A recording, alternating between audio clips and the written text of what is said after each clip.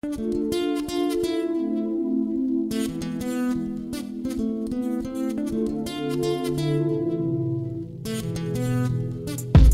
episode of Something to Wrestle with Bruce Prichard is brought to you by youtube.com/something to wrestle. It's where all the cool kids are going right now, Bruce, because we are so close to a bonus show where we might cover WrestleMania 8, Royal Rumble 92, Survivor Series 91, or even SummerSlam 91. What do they got to do, Bruce? All they got to do is go to youtube.com/something to wrestle and hit the subscribe button. It is the only official Something to Wrestle page on the internet, okay, on YouTube. So just go on over to youtube/something to wrestle, hit that subscribe button. And when you do, when we reach 20,000, now it's got to be before WrestleMania, folks. All right. So there's a little urgency here. Do it and get your bonus show.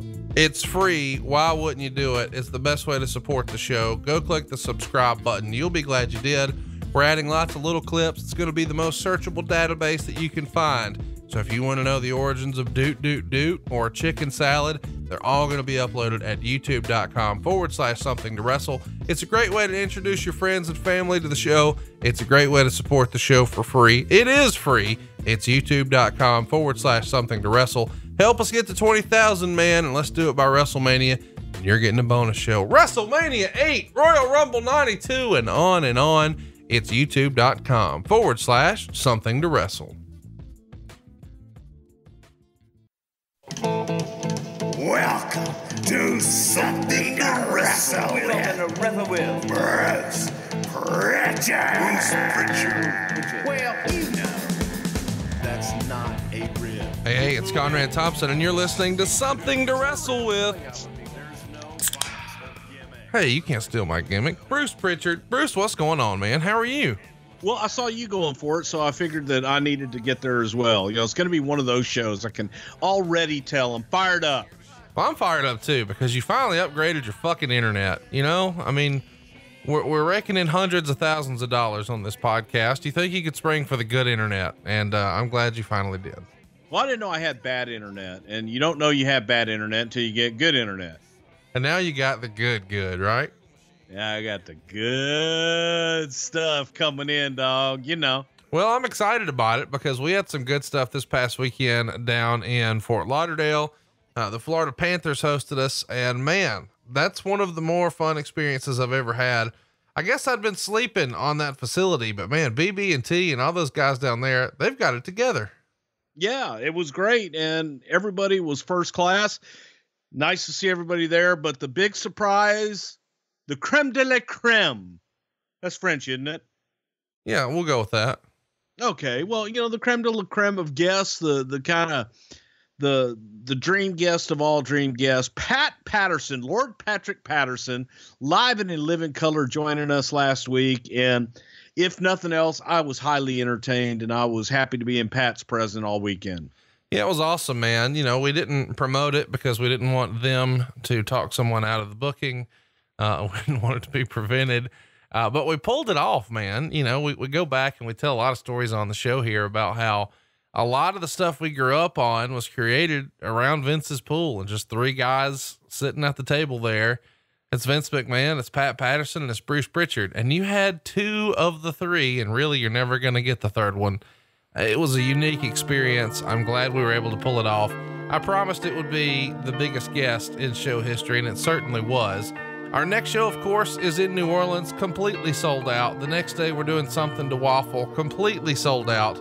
But it is time that we start talking about what we're doing next. And we're going to Chicago on June 16th.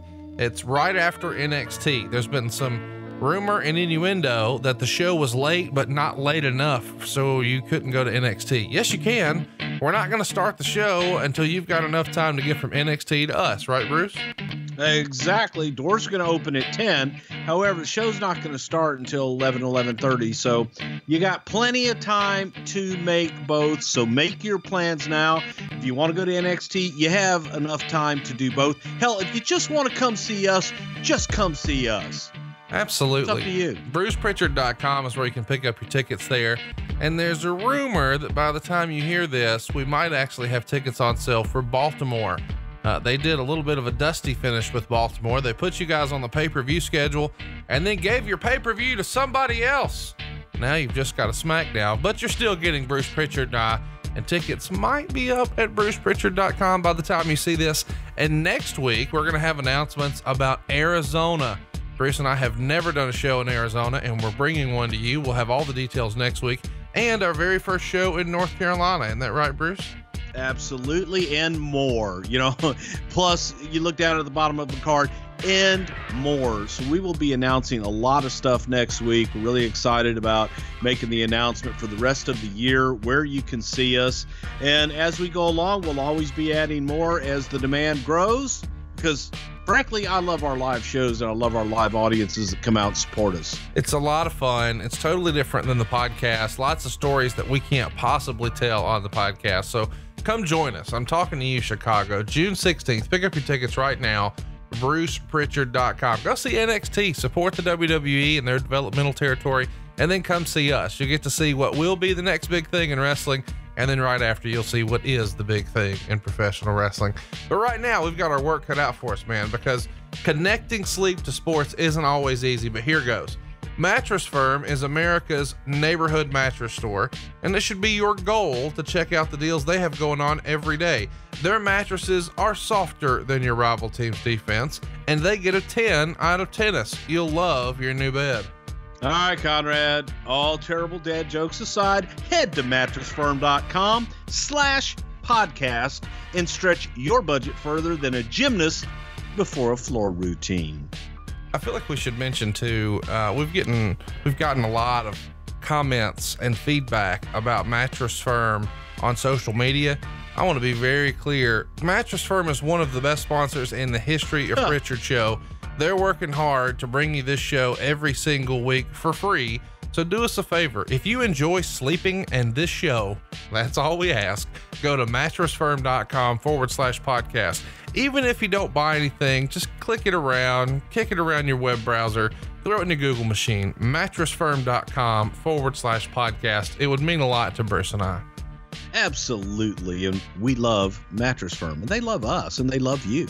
Let's talk a little bit about the draft, man. That's our topic today. Hang on. So you want to skip over stuff. Let's go ahead. Let's address the elephant in the room, Conrad. Okay. Because a lot of feedback and a lot of people on the Twitter machine that you guys always talk about, and your favorite crap sheet writer, Dave Meltzer, and his little smart ass comments, and other people with their little smart ass comments, and talking about, well, Bruce this and Bruce that, and that we're just a comedy show and all this other crap. Let me be perfectly clear. And I tweeted out, I don't like to get involved in the trolling bullshit on Twitter. Ooh, I don't like to respond to Meltzer and all those other people. However, I had to respond. Okay. What I do here on this show is I tell you about my experiences from my perspective. If I don't know anything, I say, hey, I don't know. And I try to do that in an entertaining way to keep you coming back and be a little different than the rest of the podcasts that are out there. And when it's insinuated that, well, Bruce just pretends like this is off the cuff. Well, no, actually, we do know what our subject matter is. And yes, I do research. And yes, I actually go back and call people who were also there to refresh my memory and to jog my memory. So Dave Meltzer and the rest of you fuck-alls can go fuck yourself. There's a personal message to you. Go fuck yourself.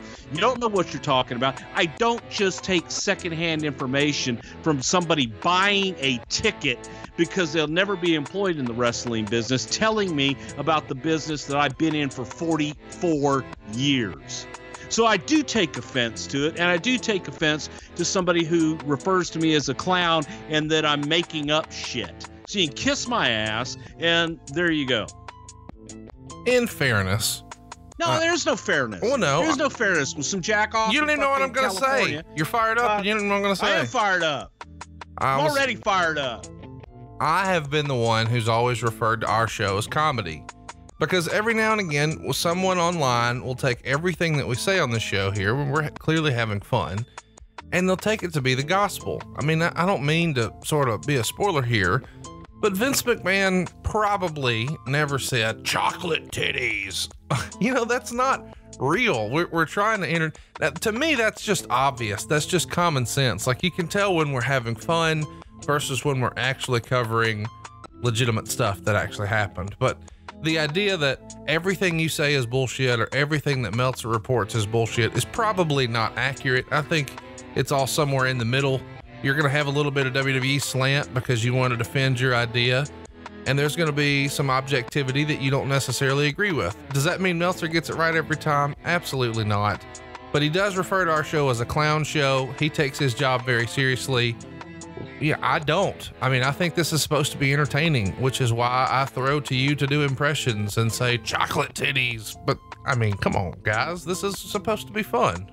Yes, and I enjoy telling my stories in an entertaining way. And again, to categorize the entire show is a clown show, and then to make reference to, well, he just calls this up. Yes, I present it in a way that I do call it right off of the cuff, but I do have to jog my memory. I am 55 years old, and I've been doing this a long, long time.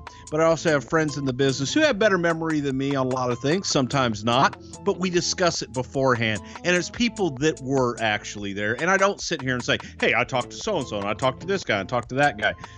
Not what we do. We try to entertain you. We try to have fun. And I had to get it off my chest. Very few things piss me off. I don't engage in that bullshit, and that pissed me off. I mean, let's give a full peek behind the curtain. I know a lot of people listening to this think it's just Bruce and I bullshitting and freestyling, as I like to say. But the reality is there's a lot of preparation that goes into this. I'm not fucking Encyclopedia Brown. So there's a format even for this show. And so like last week's show at WrestleMania 19, it's 61 fucking pages. There's no way that you could just off the cuff remember all that, nor I.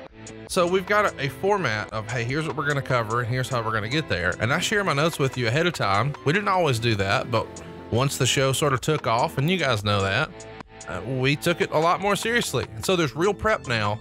So Bruce has a little bit of time to call that guy from the writing staff, or this guy from the office, or this guy who was there about a particular story. And that's sort of how he gets to add his spin on things. But the format of the show is what the dirt sheet said happened, and that's my role, versus what really happened. And here's the difference, Conrad. I'm glad you said that, because here's the difference. I call people that are actually there. I don't call the guy that bought a ticket in the third row and say, hey, what do you think happened? Well, you know, the thing that bothers me is another great podcast host this week was really taking issue with anyone who disputed what Dave Meltzer said. And he listed all these other names in wrestling history who had no problem with what Meltzer said. But the reality is, I know of two people in particular who have a visible reaction whenever you say say Dave Meltzer's name to them. You know, it is what it is, but that's the way they respond in private. But then when they're in public, of course, they babyface Dave Meltzer. And it's puzzling to me that someone who knows so much about wrestling would not get that. Why would they want to be nice to Dave? They get awards named after him. Roll Tide. If you play the game, if you are nice to him, he will look out for you. And that's not us being trade secrets here. You're nice to people who are nice to you. So Meltzer's nice to people who are nice to him. Doesn't make him a bad person. It makes him human. So behind the scenes, someone may not really like what he does, or the way he's made his living, or that he sort of spoiled the wrestling business, or whatever old timers thought. But when he calls, they're not going to be rude to him and shit on him for fear of it having some sort of backlash on their personal career. So if they can, and for the record, neither would I. Yeah. And for the record, I would talk to Dave if he called me, and I would be nice to Dave. I see Dave in person, I'm going to walk up to him and shake his hand. I mean, you have Hey, before. Dave, last year at WrestleMania, you hammed it up with him at Wale Mania. Right. And I'm sure he hated that. I didn't. I did take a shower afterwards. Oh my God. Listen to you. I shower every night, Conrad. Well, listen, I understand that at the end of the day, he's trying to sell newsletters and we're trying to sell downloads, and we all have the same passion for wrestling. So I don't view any of this as negative. I think it's all just fun. Good.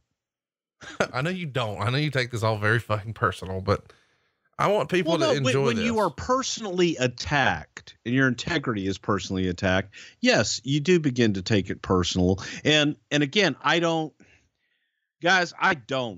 sit there and read every single thing on Twitter. It's just too much for me. I try to gauge the temperature and what the hell's going on out there and different things.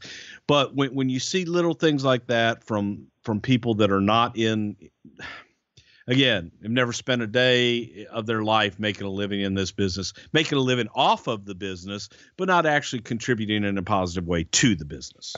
I totally disagree there. Dave Meltzer is contributing in a positive way because it's made me a bigger fan. If the Wrestling Observer was not around for the last 20 years, when I sort of wandered out, when my interest wandered away from what was on television, it never wandered from what was going on behind the scenes. So even when I quit watching wrestling, even if it was false, it didn't matter to me. Okay. I mean, here's what I'm saying. Like, it didn't matter to me that the chocolate titty story was false. It was entertaining. Like, I don't have to have everything. If I'm only the chocolate titties wasn't false. The chocolate titty line was false. Right. But the story was true. I'm not arguing that. What I'm saying is all of wrestling is fake. You know what I mean? I don't mean it that way, but I'm saying all of a sudden one piece of news that I hear, one line item might not be factual about a fictitious sport, and I'm supposed to be upset. I'm not. Like, I found his work entertaining, and it kept me engaged and interested in his work, even if I wasn't necessarily engaged and interested in what was going on Monday Night Raw. So it keeps fans who are maybe lapsed fan. Shout out to our other podcast brethren. Yeah. Fuck him too. Why are you so fired up today? Dude, I'm fired up. That shit just pisses me off.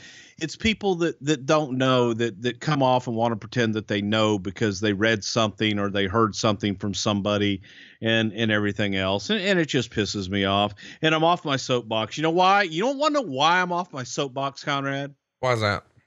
Because connecting sleep to sports isn't easy.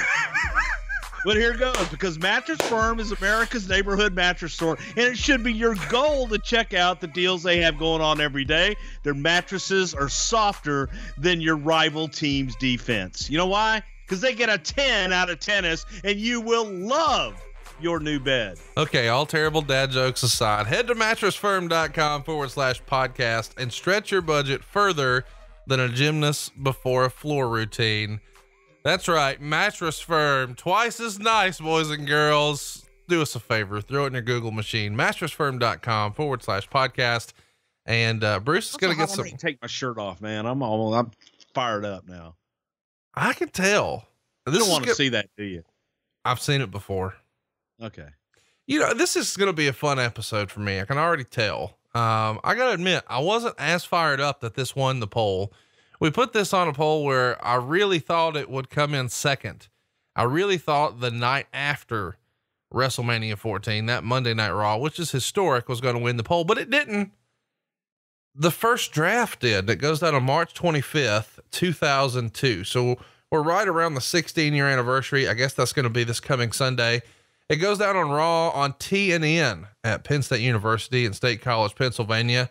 And it's an interesting time in the business because a year prior, almost to the day, WCW went out of business. Of course, the very last Monday Nitro was on March 26th. Here we are 364 days later, and Vince decides, goddamn, pal, if there's no competition, we'll create our own. Is that roughly how it comes to be? I mean, whose idea was the draft, and when do you remember this first being discussed? The whole idea behind purchasing WCW in the first place was to create our own competition. And as that failed experiment was taking place, it's like, all right, we have two shows. We have the Raw and the SmackDown brands, two separate shows. Why not split them, as was the original idea, to make WCW the Monday night show and SmackDown to be the WWF show originally? We'll just make Raw and SmackDown their own brands. We'll separate the talent roster from within, and one will not cross over to the other. So it was Vince's idea to also give more talent, more exposure, and not overexpose your top talent. So chat me up. You sort of laid it out that was the original idea with WCW. When does it sort of switch gears into Raw and SmackDown instead of it being two separate rosters, WWF and WCW? We're all together. Clearly that has sort of fizzled now at the end of 2001, the whole invasion concept. Is this something that's discussed before Royal Rumble? Like, goddamn, pal, after WrestleMania, here's what we're going to do. Let's just get through WrestleMania. It was around the Royal Rumble time, and the WCW brand was dead. No one cared.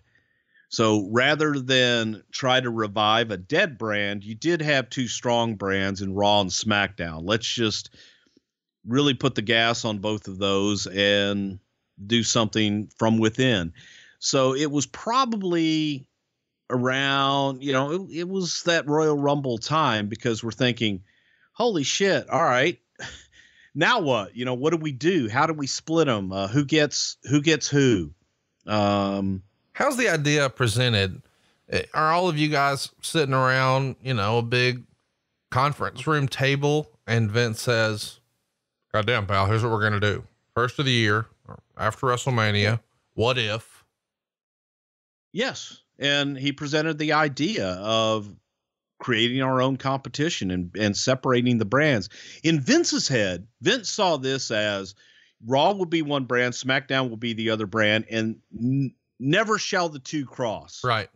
That if you're SmackDown, man, you've got 3-4 years on SmackDown before you could ever be seen on Raw again, and vice versa. And let me ask, because back in the After magazine days, let's go back to the 80s and 90s, they would run covers where it would say, here's the dream matches: Sting versus The Undertaker, Rob Van Dam versus Shawn Michaels, Hulk Hogan versus Ric Flair, whatever, Steve Austin versus Goldberg. So these are sort of the dream matches of WWF versus WCW. Was that the original idea? Let's separate them long enough to create this dream match scenario and then put it together at one super show a year? No.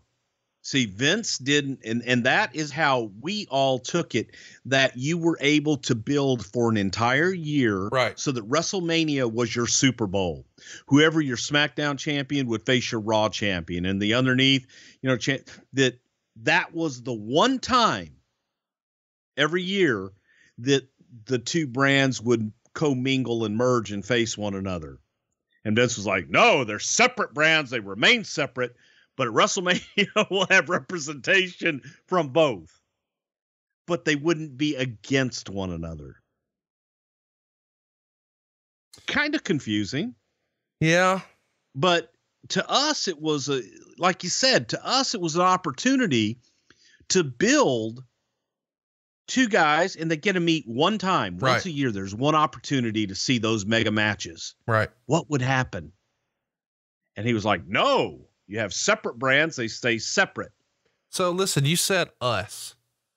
Define us at the time. Brian's there. Lagana's there. What does us look like? I don't even know if Lagana, maybe Lagana was there at the time. I know Ed Koskey was there. Heyman was there. Michael Hayes was there. Stephanie. And that's all I really remember. There may have been a writer's assistant or two, but Pete Doyle may have been there, which, by the way, Pete Doyle is the name that I couldn't remember last week, breaking up the scuffle between Paul Heyman and Brian Gewirtz. Chat me up. Thank you, Pete, for emailing me that. Tell me about, when he first brings this up, that he wants to do a draft, and you're all sort of in the meeting. Does Vince, you've told us before that Pat Patterson early in your booking career taught you to start sentences by saying, what if? Is that a Vince McMahonism we haven't heard? Does he too say, what if? Yeah, he does. I mean, he brings it up and we'll say, you can try this on for size. Vince is all about put it in your pipe and smoke it and tell me what you think about it. Yeah. Sort of chew on it right away. Right. So that's what I wanted to get your feedback on when he presents this idea. Do you remember, was it Raw? Was it SmackDown? Where were you guys? Were you in the office? I think at this time we were still at the studios in Stanford at the studio. We had a writer's room, and it's funny that the writer's room that I had designed a long time ago is what became the writer's room in the studio at that time, which was but I had a big conference room in the center, and around the conference room were actual offices. Right. For each of the writers to have their own separate office, but it was a private space for them. And then everybody could come in and meet together at the conference room in the middle. The only difference with this space was that they were not individual offices, that they all had desks around. So you had no privacy. You had no place to go and shut your door. You just had a desk. So if you're having a conversation with somebody, the guy in the desk next to you heard everything you're saying, and you had just nowhere to disappear to. That was the one flaw that I saw in that writer's room. Well, it's probably good from a creative standpoint. You know, whenever I've created marketing ideas, I mean, you and I have been in the same room where we were sort of freestyling, and that really worked well. But I do get what you're saying. If you need to have a private conversation with somebody, you got to have a parking lot conversation on your cell phone, right? Exactly. And that's what we did. We would go take walks in the studio. We'd go out to the parking lot. No, I think that that's great. The communal space in the middle is great, and it's great to always have that to go to. But I'm the type person that I always like to retreat and go have my private time away from everybody, to think, to write, and not be disturbed. I feel like you're getting your rhythm now. Are you feeling a little better? I feel great. Okay. I'm a 21-year subscriber to the Wrestling Observer Fuck newsletter. the Wrestling Observer. And fuck the goddamn editor of the Wrestling Observer that writes dirt, rumor, innuendo, and bullshit. I'm on his website right now. I like it a lot. Who is wrong probably 88% of the time. No, that's fake news. That's not fake news. I love we're just making up. He's wrong 88% of the time. 88.9%. Hey, by the way, Conrad, check this shit out. You're going to love this. I was on the analytics the other day looking at our YouTube channel over there at youtube.com/something to wrestle, which, by the way, folks, you got to go check it out. And if you want to listen to our archives, head on over there. But on YouTube, did you know that our audience of females has grown to almost 3%? Woo! Ooh, that's what I'm talking. Did you see all the females that were in the crowd in Sunrise, Florida? I did. That's right. I did. I noticed today it's up to 3%. And when we get just 1,500 more subscribers, roughly, at youtube.com/something to wrestle, we're going to do a bonus poll with all the shows that Bruce missed when he was on hiatus, pal. That includes SummerSlam 91, Survivor Series 91, Royal Rumble 92, and WrestleMania 8. So you'll get to pick which one of those shows you want to hear. If you've always wanted to hear Bruce's take on that and do a watch along with us for one of those shows, just go hit the subscribe button. It's free at youtube.com/something to wrestle. And eventually it will be your home for all the archives. So get comfortable, kids. youtube.com/something to wrestle. So let's talk about, you know, when he first pitches this idea and he says, try this on for size. How much time does he give you before he expects some feedback? I mean, is he saying, what do you think about it? Or is he sort of saying, help me come up with some angles, some storylines, and then we'll circle back up and then have a bunch of idea sharing about what if this, what if that? What's that format look like at the time in this incarnation of the writers group? All the above. You know, he wants the instantaneous feedback. He wants the gut, the knee-jerk reaction. He wants to hear that immediately. But he also wants everybody to, regardless of what you think at first, try this on. Give it some thought. The way it was presented to us was intriguing because we had a lot of talent. And the way the shows were, one was a cable cast, Raw, and the other was broadcast on UPN. That's intriguing in and of itself. So you have two potentially different audiences to cater to. We were doing shows of what happened on Monday Night Raw. Was part 2 would happen on SmackDown afterwards. And then you'd catch everybody up on Monday, the next Monday, and what have you. This enabled us to slow down and be able to the talent that's on Monday doesn't have to work on Tuesday, and vice versa. So you could have more talent exposed, but you're not exposing as many people as much, if that makes sense. The same people as much. Because the same guys that were working on Monday night were also working on SmackDown on Tuesday night. Now you got two separate crews. That part was very intriguing. I know we're going to talk about this a lot today, but I've always been curious. The first half of the draft lottery was live on Raw, but the second half was on WWF.com. Is the thinking here, let's use this as a way to sort of drive traffic to the website, and cause we've got the website monetized with ads and whatnot, and we want to get as much traffic there as we can to sell future ads as well? Or is it simply a function of, hey, if we're going to make it a legitimate draft, we can't fit it all inside of Raw, so just throw the leftover shit on the website? No, it was a conscious effort to drive people to the website and to get traffic up there, because we wanted the draft is going on, folks. So if you want to know who goes where the rest of the night, go to WWF.com.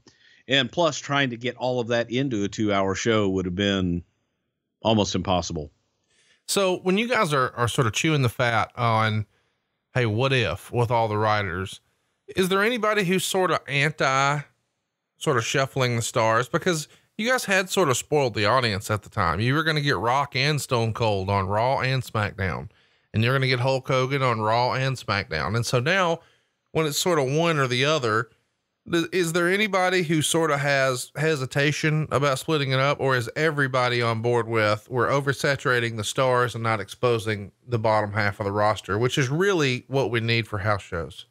I think everybody was excited about it. And to my recollection, everyone was happy that, oh my God, thank God we don't have to have everybody on both shows anymore, and excited about the possibilities of giving new guys new opportunity, because a lot of those guys that were perceivably stuck in the middle now have an opportunity to be on top. They now have an opportunity to step up and have new life on a new show.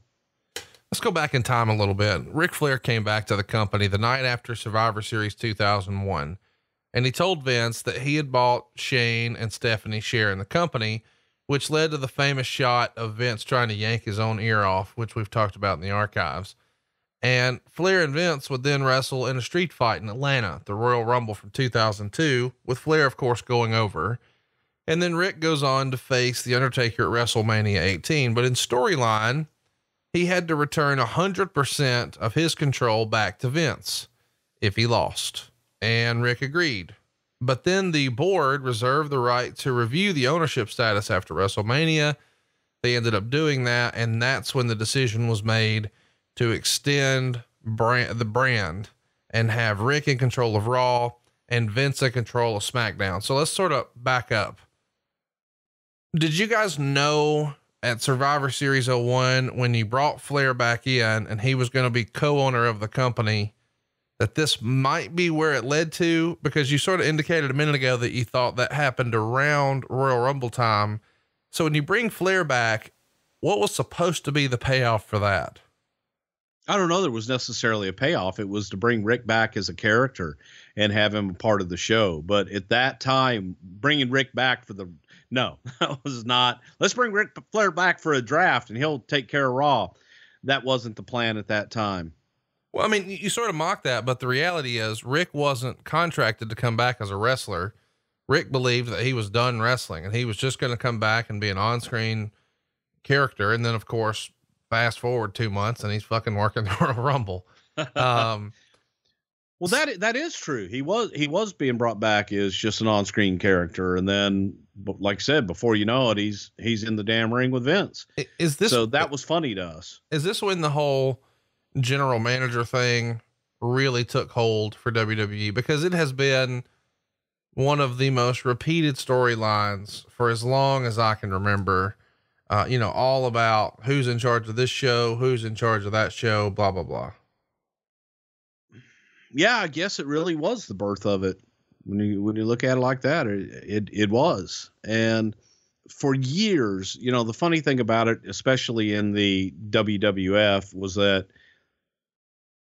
people just accepted that President Jack Tunney was making matches and making rulings, and we never had to have Jack Tunney on TV every week and didn't have to hear him say it and all these other things. And every wrestling company in the world operated that way. You know, you had your fictional Charlie Lay in Amarillo, Texas, or Willie Gilzenberg in Pennsylvania, wherever the hell they're from, or making these fictional matches and making these rulings. So we had done that for years. And now you had Vince as the owner in the storyline with Steve Austin, that now you have a heel owner that Vince then became convinced you couldn't do it any other way. You have to have someone in charge. There has to be someone that people can hold accountable for what's going on air. And that's how the general manager kind of came to be. Who was in love with the general manager concept? Because it's hung around this whole time. Is it Vince McMahon? Is it Stephanie? Was there somebody who was always sort of championing the need for a general manager because it felt like a quote unquote legitimate sport? No, it directly came from Vince. Okay. Let's talk. I mean, that's where it came from. And I think people jumped on because it was what Vince wanted. When did you guys sort of realize, because you said, no, we didn't bring Ric Flair back to run a brand, but then of course you did. When did you realize, hey, he's going to be the guy? Well, he was there, and he was brought back as a character to be that figurehead on TV. He was already there. He was already in place. Now, to me, what hurts that, you know, is we did do the match at WrestleMania where he loses 100%, but the next night he's got it back. Yeah, that's where I was going with that. What the fuck Shane McMahon, if he loses to Undertaker, is gone forever, but he's back. Just run SmackDown. Why does that happen? I mean, I know Vince just decides, goddamn, pal, nobody cares. Yes, that's what happened. I mean, he thinks, you know, I mean, again, the audience is forgiving and the audience does accept it, and they're happy when their favorites come back and overcome. The very next night. A lot of times it doesn't make sense. Yeah. You know what I mean? And to me, you know, a stipulation guy, if your stipulations don't mean anything, it's hard to sell another one. However, they've proven that wrong time and time again because we keep doing it. And that just was always frustrating to me. You know, what's frustrating to me is the new board over at WrestlingObserver.com. They just overhauled that. It's not as enjoyable as it was before. Did you like the old board better at WrestlingObserver.com? I've never seen the old, new, and could care less about anybody's board. You know, you want to know how I feel about it, Conrad? Fuck Dave Meltzer, or as I like to say, FDM. And if you go to BrucePrichard.com and you click on t-shirts and fanny packs and hats, man, you can let Dave Meltzer know, or anybody else with the initials DM, exactly how you feel about them. Just go on over to BrucePrichard.com, get yourself a shirt, and when you do buy a shirt, sometime eventually in the year 2018, you're going to get a phone call from me letting you know exactly how much I appreciate it, because I really and truly do. I really and truly am backed up, and we talk about it every week, but we're getting there, man. My favorite shirt is the RS t-shirt, you know, because anytime I always say, hey, where did you get that fuck Dave Meltzer? That fuck Dave Meltzer RS? Just whatever it is, just RS. And we've got a shirt for that now. It's called the blank RS over at BrucePrichard.com. It's pretty awesome. Cake sandwich shop.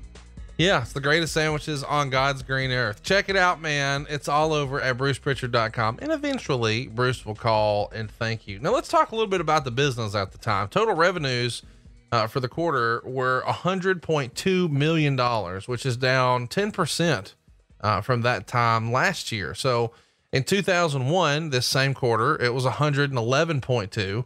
It's down 11 million bucks there. And the net income was 9.4 million compared to 11.7 million, the prior year. So nearly 20%. Do you remember there being the thought process in, hey, we need to do this brand split because revenues are down, or was it strictly creative in your opinion? Strictly creative. Okay. Meltzer would write, however, included in that net income breakdown was the favorable impact of a $4.6 million government tax break related to the discontinuance of the XFL. In Meltzer other words, wrote all this? yes. Okay. In other words, actual wrestling profit for the quarter was only 4.8 million. So your net income went from 11.7 to really 4.8 because you got a $4.6 million tax break from the government. So it is quite a dip here monetarily. But again, you're saying the money had nothing to do with the decision. Well, mostly creative, right? That's what I said. Okay. Just wanted to make sure. Everything's down, television rights are down a little bit. Live events are down. Live attendance is down. Pay-per-view revenues are down. All the metrics or that's not the way you say that, plural, whatever, roll tide. They're all down. Is there a conversation in early 2002 about business being down at all? Or Not is with it me? No. just- I mean, and again, at that point in 2002, I was living in Houston. I see. So I'm coming in for meetings. I'm seeing everybody at television. I'm coming in every other week into the office, and the rest of my time is on the phone, on conference calls with everybody. I'm not in the day-to-day office. It's And just- when I was there, I was only in creative meetings. It's just weird to see, when you've got this stacked of a roster, how much the business really dipped. I mean, I think most people regard WrestleMania 17 as the best WrestleMania of all time, and it did huge business, but it was significantly down for the company by 18, and then even more by 19. The buy rate for 19 was way, way down from 18.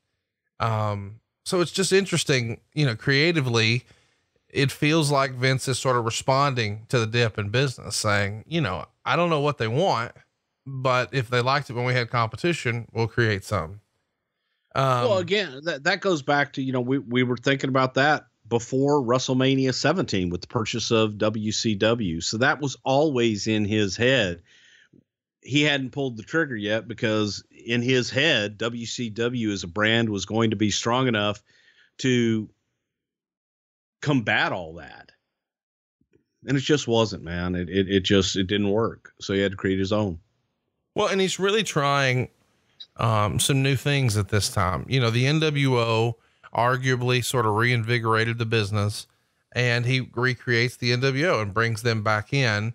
And he does that almost against everyone's vote. I know we sort of talked about that on our NWO episode, but when Vince sort of floated the idea, it wasn't met with a lot of support amongst the staff, right?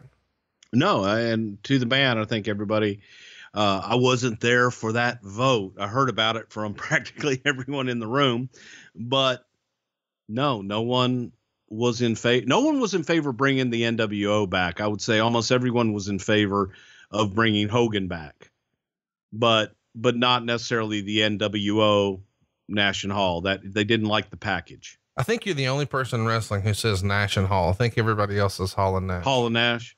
Yeah. Yeah. You sort of march to the beat of your own drummer, but we knew that from the Wrestling Observer newsletter. So, hey, Fuck, you know what? Fuck him. And I was just going to say, fuck you. I just love that you're fired up and I can just say one thing and you're motherfucking again. Well, I mean, because that is the epitome of fake news and fake bullshit. No, it's not. And actually, you know what? I mean, he wrote this week when someone basically said that he was only 12% correct. He said, I take that as a great compliment when JBL responded to him. He took it as a compliment that he actually got acknowledged by John Layfield, and that Layfield pointed out how inaccurate he was. He goes, I take that as a compliment. So he himself admits that he's inaccurate most of the time. Are we not supposed to believe what he writes? You do. So why don't you report that? I feel like you need His words. I feel like you need a Jim Cornette right now. His words. Motherfucker. I needed. Why don't you report that? ... Motherfucker.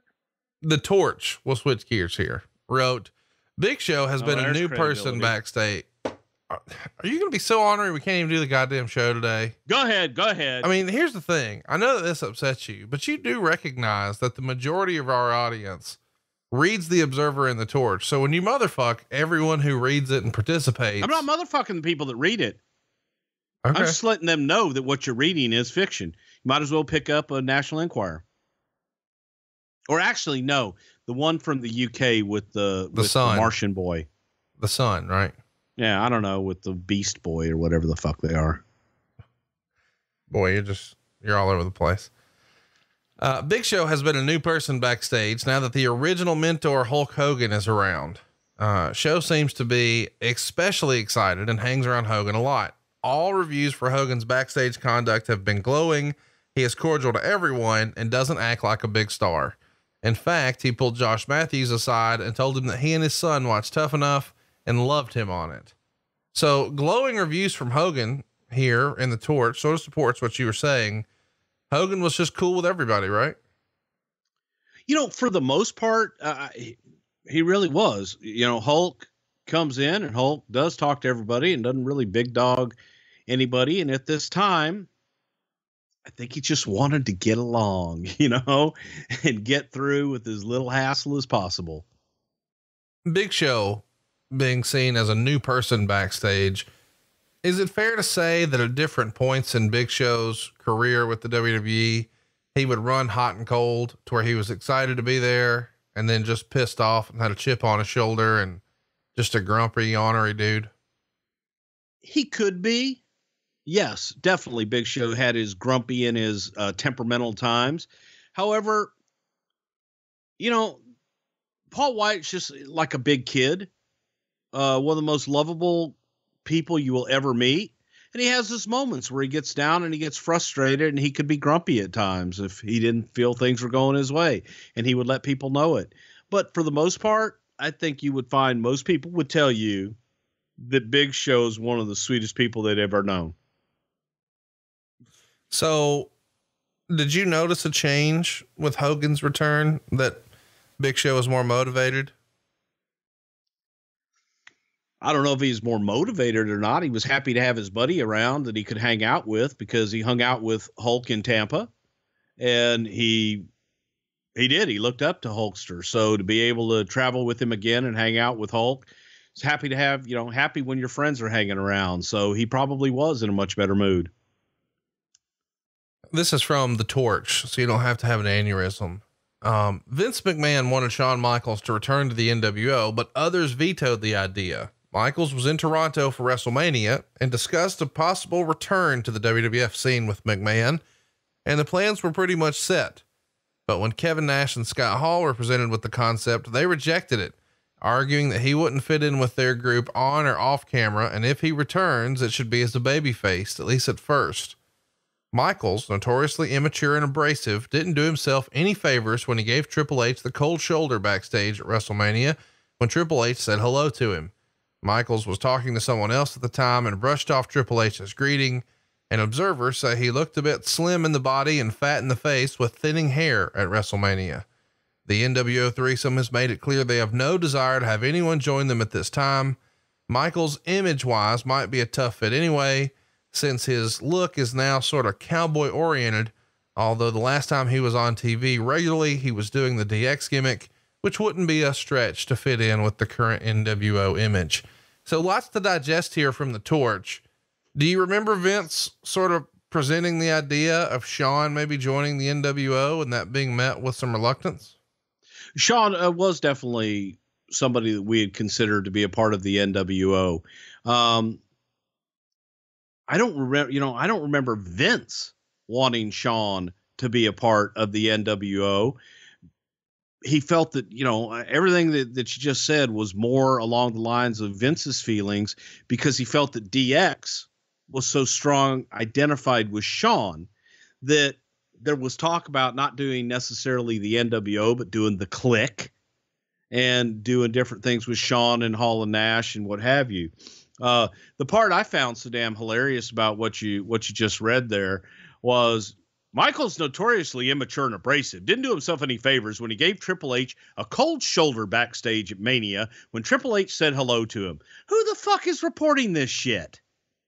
You know, where does that come from? And where do they get Bruce, this stuff to report it as if it's fact? What are we doing? But again, where do you get gotta that stop. from? You got to stop.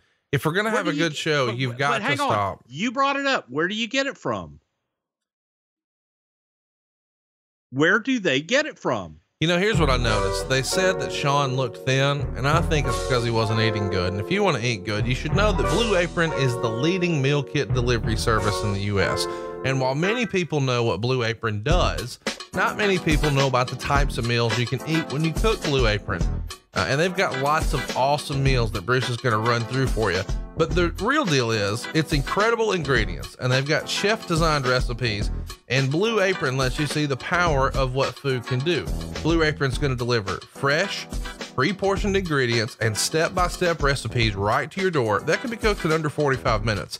And maybe my favorite part about the whole process, the menu changes every week, and it's based on what's in season, and it's designed by Blue Apron's in-house culinary team.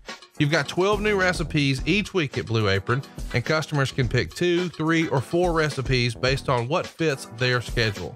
Blue Apron only uses non-GMO ingredients and meat with no added hormones. And this is something that you've been enjoying for a while. Tell us about some of your favorite meals that you've enjoyed from Blue Apron lately, Bruce. All right, you ready for this? Because the quick bucatini with broccolini and pecorino cheese is one of my favorites. Beautiful thing about Blue Apron, as I've said before, man, you don't have to shop for a thing, not even salt and pepper or oil. It's already all pre-measured out for you. All you have to do is follow the extremely easy to follow recipes, and you have a great gourmet meal at your fingertips in 30 minutes or less. You're also going to love the Italian style shrimp and sweet peppers. Ay, ay, ay. It is magnificent.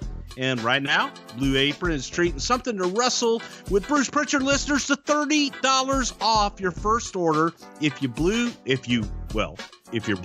and you visit blueapron.com/wrestling. So check out this week's menu, get your $30 off at blueapron.com/wrestling. Blue Apron, it is a better way to cook. That's blueapron.com/wrestling. blueapron.com/wrestling. So let's get back to the first draft episode. Of course, we were talking about Shawn Michaels a little bit, and the rumor and innuendo is that even Hall and Nash weren't really up for him joining the group. Do you remember them sort of puffing their chest out at that idea?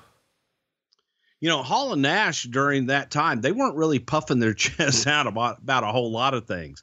You know, they were also on their best behavior, just trying to get along with everybody, and the old, hey man, whatever you guys want to do,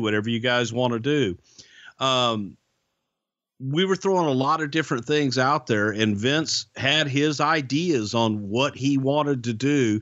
And he wasn't really keen on Shawn just coming back and being put into that group. He felt Shawn was bigger than that group and didn't want to do that. Probably asked their opinions. Keller reported in March of 2002, the XFL will haunt Vince McMahon forever, including now in reruns of The Simpsons. The new episode of The Simpsons on Sunday opened with Homer sitting on his couch waving an XFL flag. He said he was looking forward to the opening kickoff and to see who won the $1 million game this year. His wife Marge told him that the XFL had folded. And Homer asked how she knew that. And she said, well, because the MVP of the league last year told her that. And she ran into him at the beauty shop, sweeping up toenails. So they're sort of trolling the XFL here on The Simpsons and having a good time with it. Does Vince have a good sense of humor about that? Or is that something that would still sting a little bit, do you think? No, he had a sense of humor about it. You have to. I mean, what are you going to say? And to be immortalized on The Simpsons, come on, that ain't bad. You know, we've all heard about the relaunch of the XFL, but news came out this week that Charlie Ebersol, Dick's son, is going to be starting a new football league also called the Alliance of American Football. What do you think Vince's reaction is to hearing that his former business partner's son is now going to be in direct competition with him. I think he's probably intrigued by it. Bring it on, little Ebersol. I'll whip your ass like I did your dad. I love you for that. So Raw is the number one show for the WWE. Do you think that that's why Vince wanted to have control of Raw and Rick on SmackDown, or how was that split decided? No, because Vince actually wanted to go to SmackDown and felt that, you know, it's funny. Vince would be the first one to tell you that he views Raw and SmackDown equally. However, anybody that's ever worked there, especially on the creative team, would tell you that Vince's baby, and I don't know what it's like now with SmackDown being live, but Vince's baby was always Raw. And Raw got all of the attention until Raw went off the air on Monday night. And even then, he was still revisiting it late Monday night and into Tuesday morning before he would focus on SmackDown. So I think Vince putting himself on SmackDown was kind of his way of saying, all right, now I'm going to go over there and I'm going to show you I'm focused on it. And that's just me speculating more than anything. Well, and let's talk about one of my favorite words, the word brand. On March 18th of 2002, Linda McMahon announced the brand extension, and she says the company is going to be split into two brands. And I feel like this is when the word brand became a fucking buzzword in wrestling and amongst wrestling fans. And, you know, it's sort of never left. I mean, people are still talking about their brand. I mean, even Vince Russo named his podcast group The Brand. Chat me up. Why was this such a buzzword at the time? Because it was a buzzword in industry. It was all about what your brand is, and you know, Pepsi, the brand, and PepsiCo owning, you know, Yum and all this other stuff. Everybody was talking about their brands. They weren't talking about their companies anymore. They were talking about their brands. And it was the buzzword in industry and in business. So of course we've got to be on the cutting edge. You must be topical. These are our brands. They're not shows, they're brands. But it doesn't that feel like industry speak, except you're saying it on TV? Like, why wouldn't you just call it leagues or federations or whatever the old wrestling terminology was? Well, I'll tell you why not federation was obviously because we were in the process of changing the name from WWF to WWE. He hated that. So what had been the name forever, all of a sudden, that's the worst thing you can do. Right. We're not a federation. We're a brand. Right. So he wanted to be bigger than a federation. He wanted to be bigger. He wanted to be included in the talks when you're talking about PepsiCo and Coca-Cola and Lucasfilm and everybody else. They were brands. They weren't just companies. Well, but I guess what I'm saying is I don't think at the time fans of Lucasfilms were saying, man, I just love this Lucasfilms brand. But in the media, they were referring to brands, and that was the big buzzword. So I'm not arguing that. I just found it funny that they introduced it to the audience. So of course the brand extension, as it were, is going to start on April 1st, 2002, which would have been hilarious if it was just an April Fool's Day joke. Did you guys know, or did you envision rather, that this draft would be like an annual thing that you would sort of hit the reset button after every WrestleMania, or was that not the original idea? That was not the original idea. Now that is an idea that we discussed internally, the creative team, saying, okay, you know, every year we can shake it up. But to Vince, man, you're doing this draft. We split brands and never shall the two mingle for years. And that was it. When they're on SmackDown, they're on SmackDown, and we don't discuss Raw. We don't talk about Raw, and they don't cross over. And you see how that worked out. Yeah. Was there some sort of a contingency plan? Like if they tried it and it tanked, did you guys have to have conversations with the television companies? Like, Hey, I know you've been used to seeing everybody on UPN, or you've been used to seeing everybody on TNN, but we let them know what we were doing, but there was no contingency plan. And it wasn't a, what do you think about this? It's, this is what we're doing. This is what we're doing. There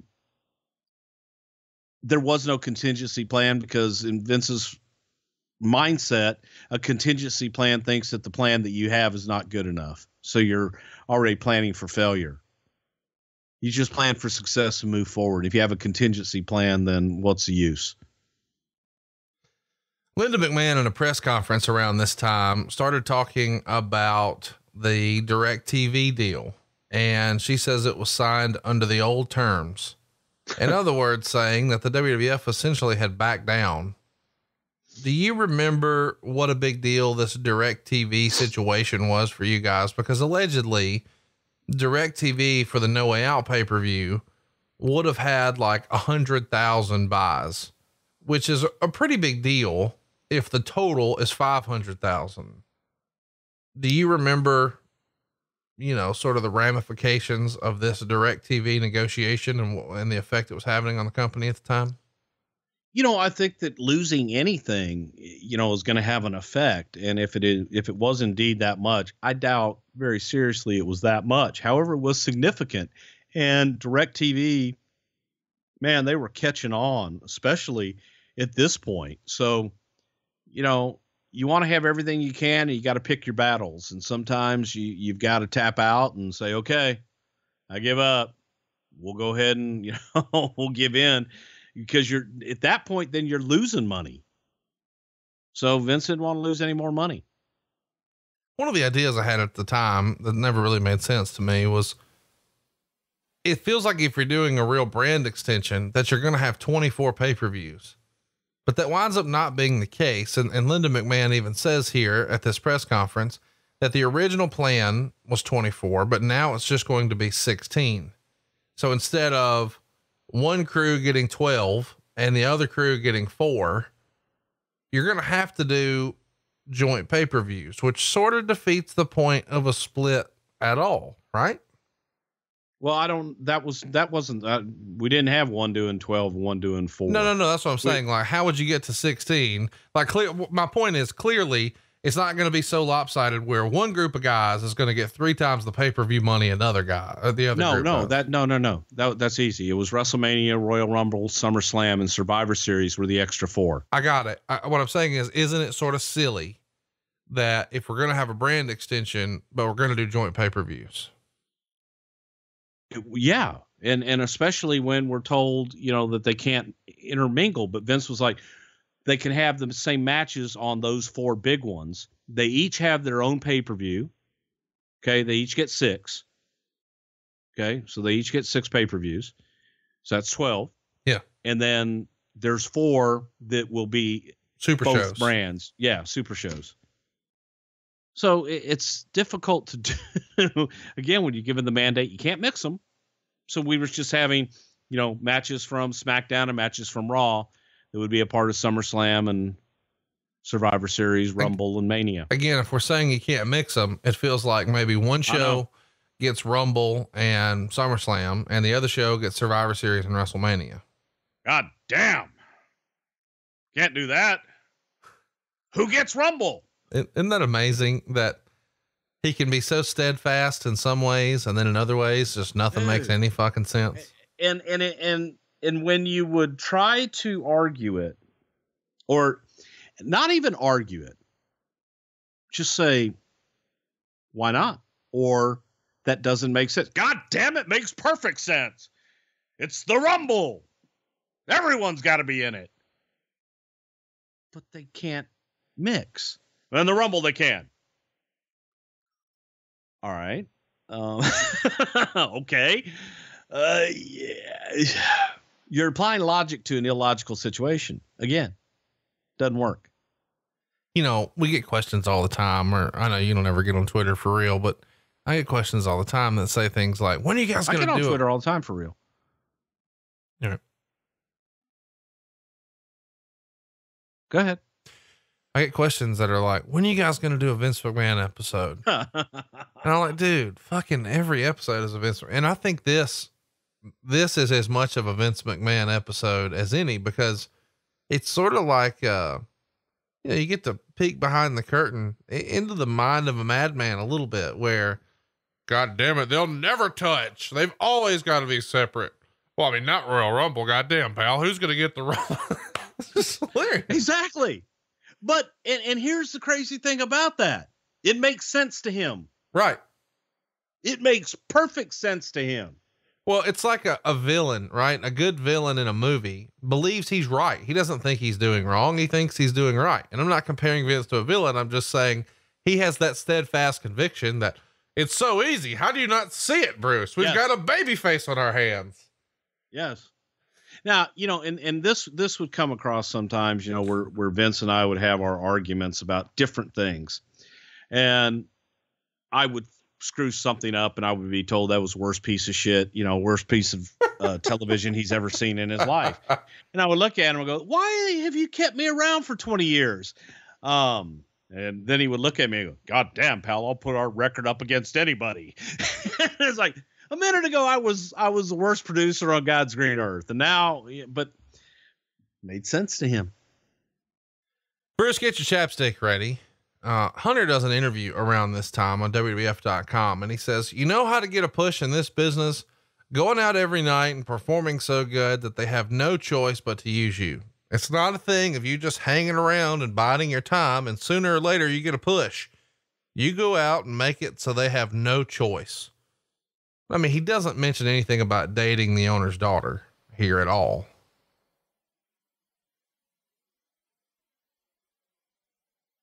Why do you hate Hunter? I don't. No, you do, because all you do is, the only reason he's in his position is because he dated the boss's daughter. I didn't say that. The boss's daughter. When did I say that? Well, that's your inferring. That's what you infer. I didn't say that. Oh yeah. You just did. Well, I mean, poke holes in what he says here. You don't hang around and bide your time, and sooner or later it's your turn. You go out and make it so they have no choice. You do. And you look at guys like Mick Foley and Steve Austin that did just that, from The Rock and Undertaker and everybody else. Those guys went out and made their way, and they made people notice. Steve Austin, is funny when you talk about doing jobs and everything. Steve Austin, when he first came in, did jobs didn't win a match for almost 2 years. Did jobs every single night, but he got over by his work in the ring and made people notice and had people talking about him. And that's how you do it. Around the end of April 2002, Mark Henry won the Arnold Schwarzenegger Classic World's Strongest Man contest. Even though the 96 Olympics didn't go how we maybe wanted, if you add up the powerlifting totals and the Olympic lifting totals, and very few guys did both, probably one of the strongest dudes that ever lived on Earth. And he was announced this past week as going into the Hall of Fame. Oh, by the way, we got invited to the party too, but it's during the time that our show's going on. So, you know what? I guess your next question, do I think Mark Henry is worthy of that honor? And I do. I think that Mark has done some incredible things for the business, from his notoriety and the things that he's done in the powerlifting world and what have you. Mark's paid his dues in the business, and I think he's a great representative of the business and definitely deserving. And I love him personally to death. I mean, I feel like he's one of the most universally well-liked guys. I mean, there's probably a handful of guys who've had a problem over the years, but by and large, he's been there 22 years and he's made a lot of friends in that locker room along the way. He's helped a lot of people along the way as well. I don't think that there's a mean bone in his body. Always has a smile on his face. And I think that when he first came in, he didn't know how to act, and people took his instant fame as, oh, he's getting this undeserved push and what have you. Mark didn't know any better. He was a young kid that Vince wanted to make a star out of. He did everything that was asked of him. He busted his ass. Man, we rode him through the years and expected a lot more out of him than other people, and he always delivered. And again, I love him to death. I love him as a human being and a friend. but I'm happy he's going in. We should mention that if you haven't checked it out in a while, you should check out Busted Open Radio. They've got Mark Henry on there all the time, and he's phenomenal on that program. And I'm looking forward to seeing what's next for Mark. Well, yeah, so am I. And I think Mark will always be a part of the WWE brand and what have you. You know, it's funny. You just mentioned Busted Open Radio. That's just now like a Hall of Fame radio. They got Bully Ray and now Mark Henry, both co-hosting shows on there. So, but they've also got fucking Coachman, right? So, that just discounts 2 out of 3 ain't bad. Of course, we're messing with Coach.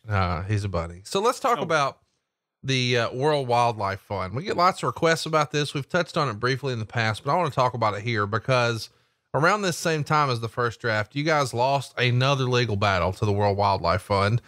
And this time it was when you guys appealed regarding the use of the initials WWF. And this is all going down in British court. Quote, the key points in the court case and the appeal are as follows. The wrestling company agreed in 1994 to stop using the initials outside the U.S.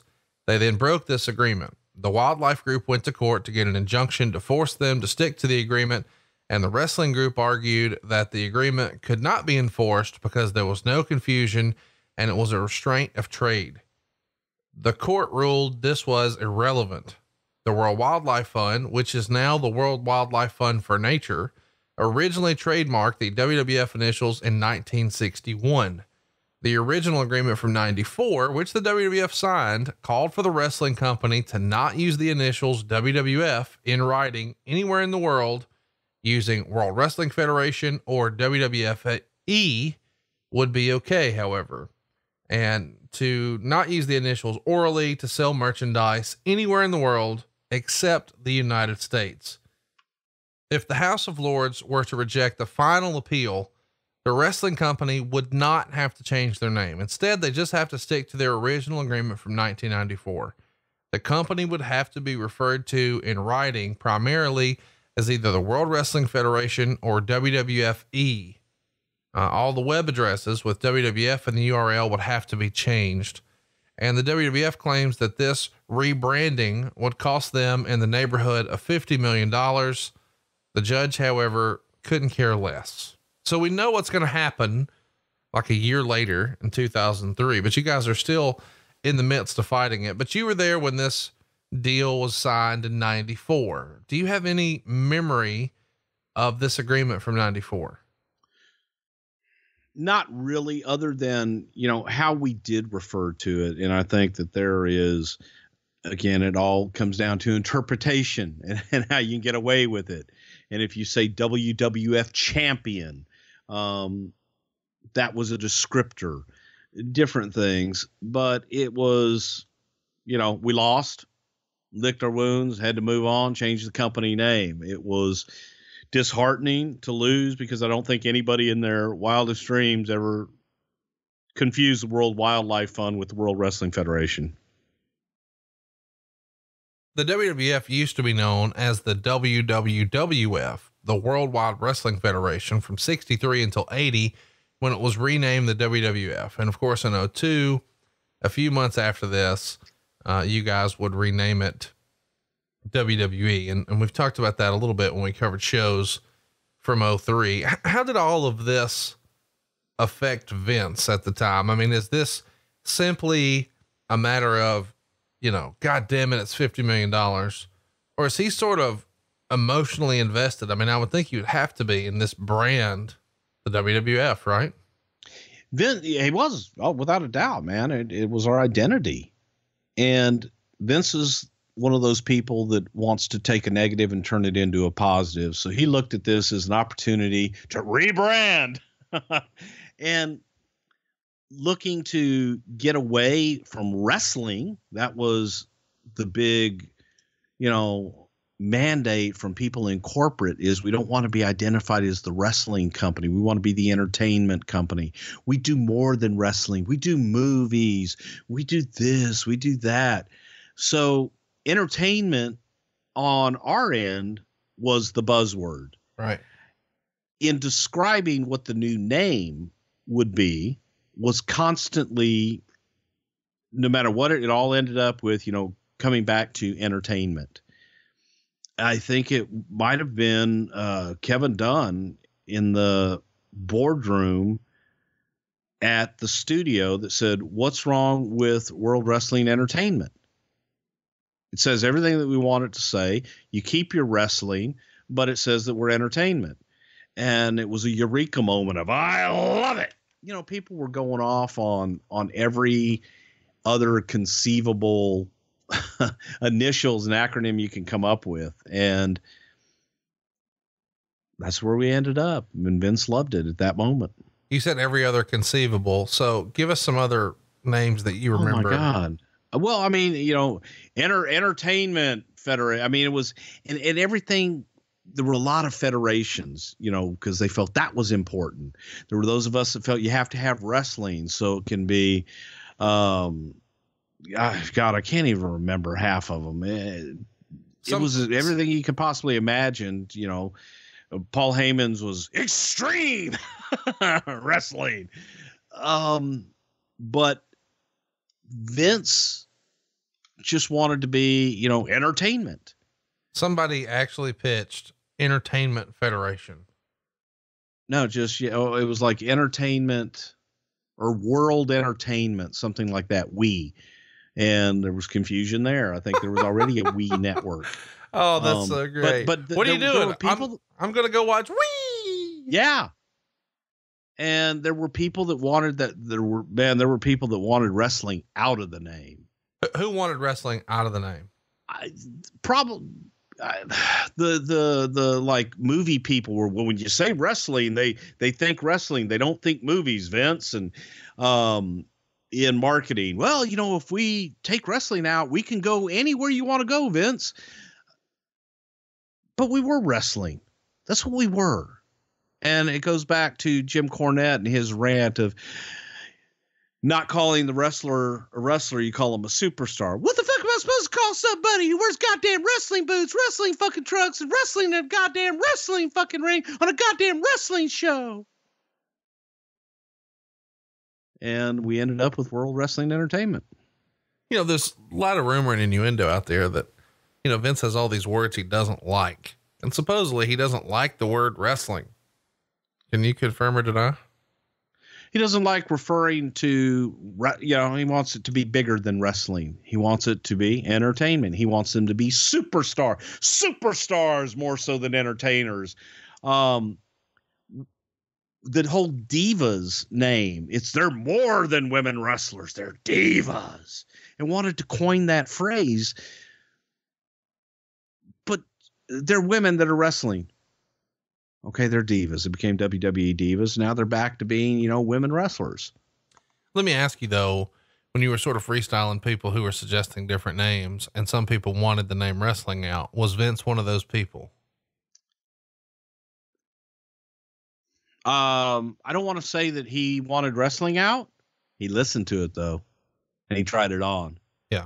He wanted entertainment in. He wanted something the all consuming descriptor was World Wrestling Entertainment. It was right there before us, but we were looking to get away from the WW and all that stuff. That's what we thought. Vince McMahon has that famous scene in Beyond the Mat, which we've covered in our archives at youtube.com/something to wrestle, where he's taking a big swig of water, out of a bottled water. And he says, we make movies, pal. Yeah. We make movies, pal. Is that really like the way Vince saw the product and the way he talked about it behind closed doors, or is that him just sort of turning it on for the cameras? Oh, absolutely. That's how he feels about it. That's what they do. I mean, dude, we wrote movies in several parts, and you go back to guys like Dusty Rhodes, and man, that's what Dusty did. Baby, we make movie with him. Well, I'm writing movie. They ain't writing no wrestling shit. In fairness though, in movies, they don't usually introduce a character and they have no idea what the payoff is. So we're going to bring Ric Flair back, but no, we didn't know about the draft. Just fuck it. Put him on. We had ideas of what to do with this character and different things, but there wasn't this it wasn't like the old days, in the old days, guys came in for a 2-year run and you're out. You have a start date and an end date. We didn't do that. We brought characters in and never knew when the fuck they were going to end.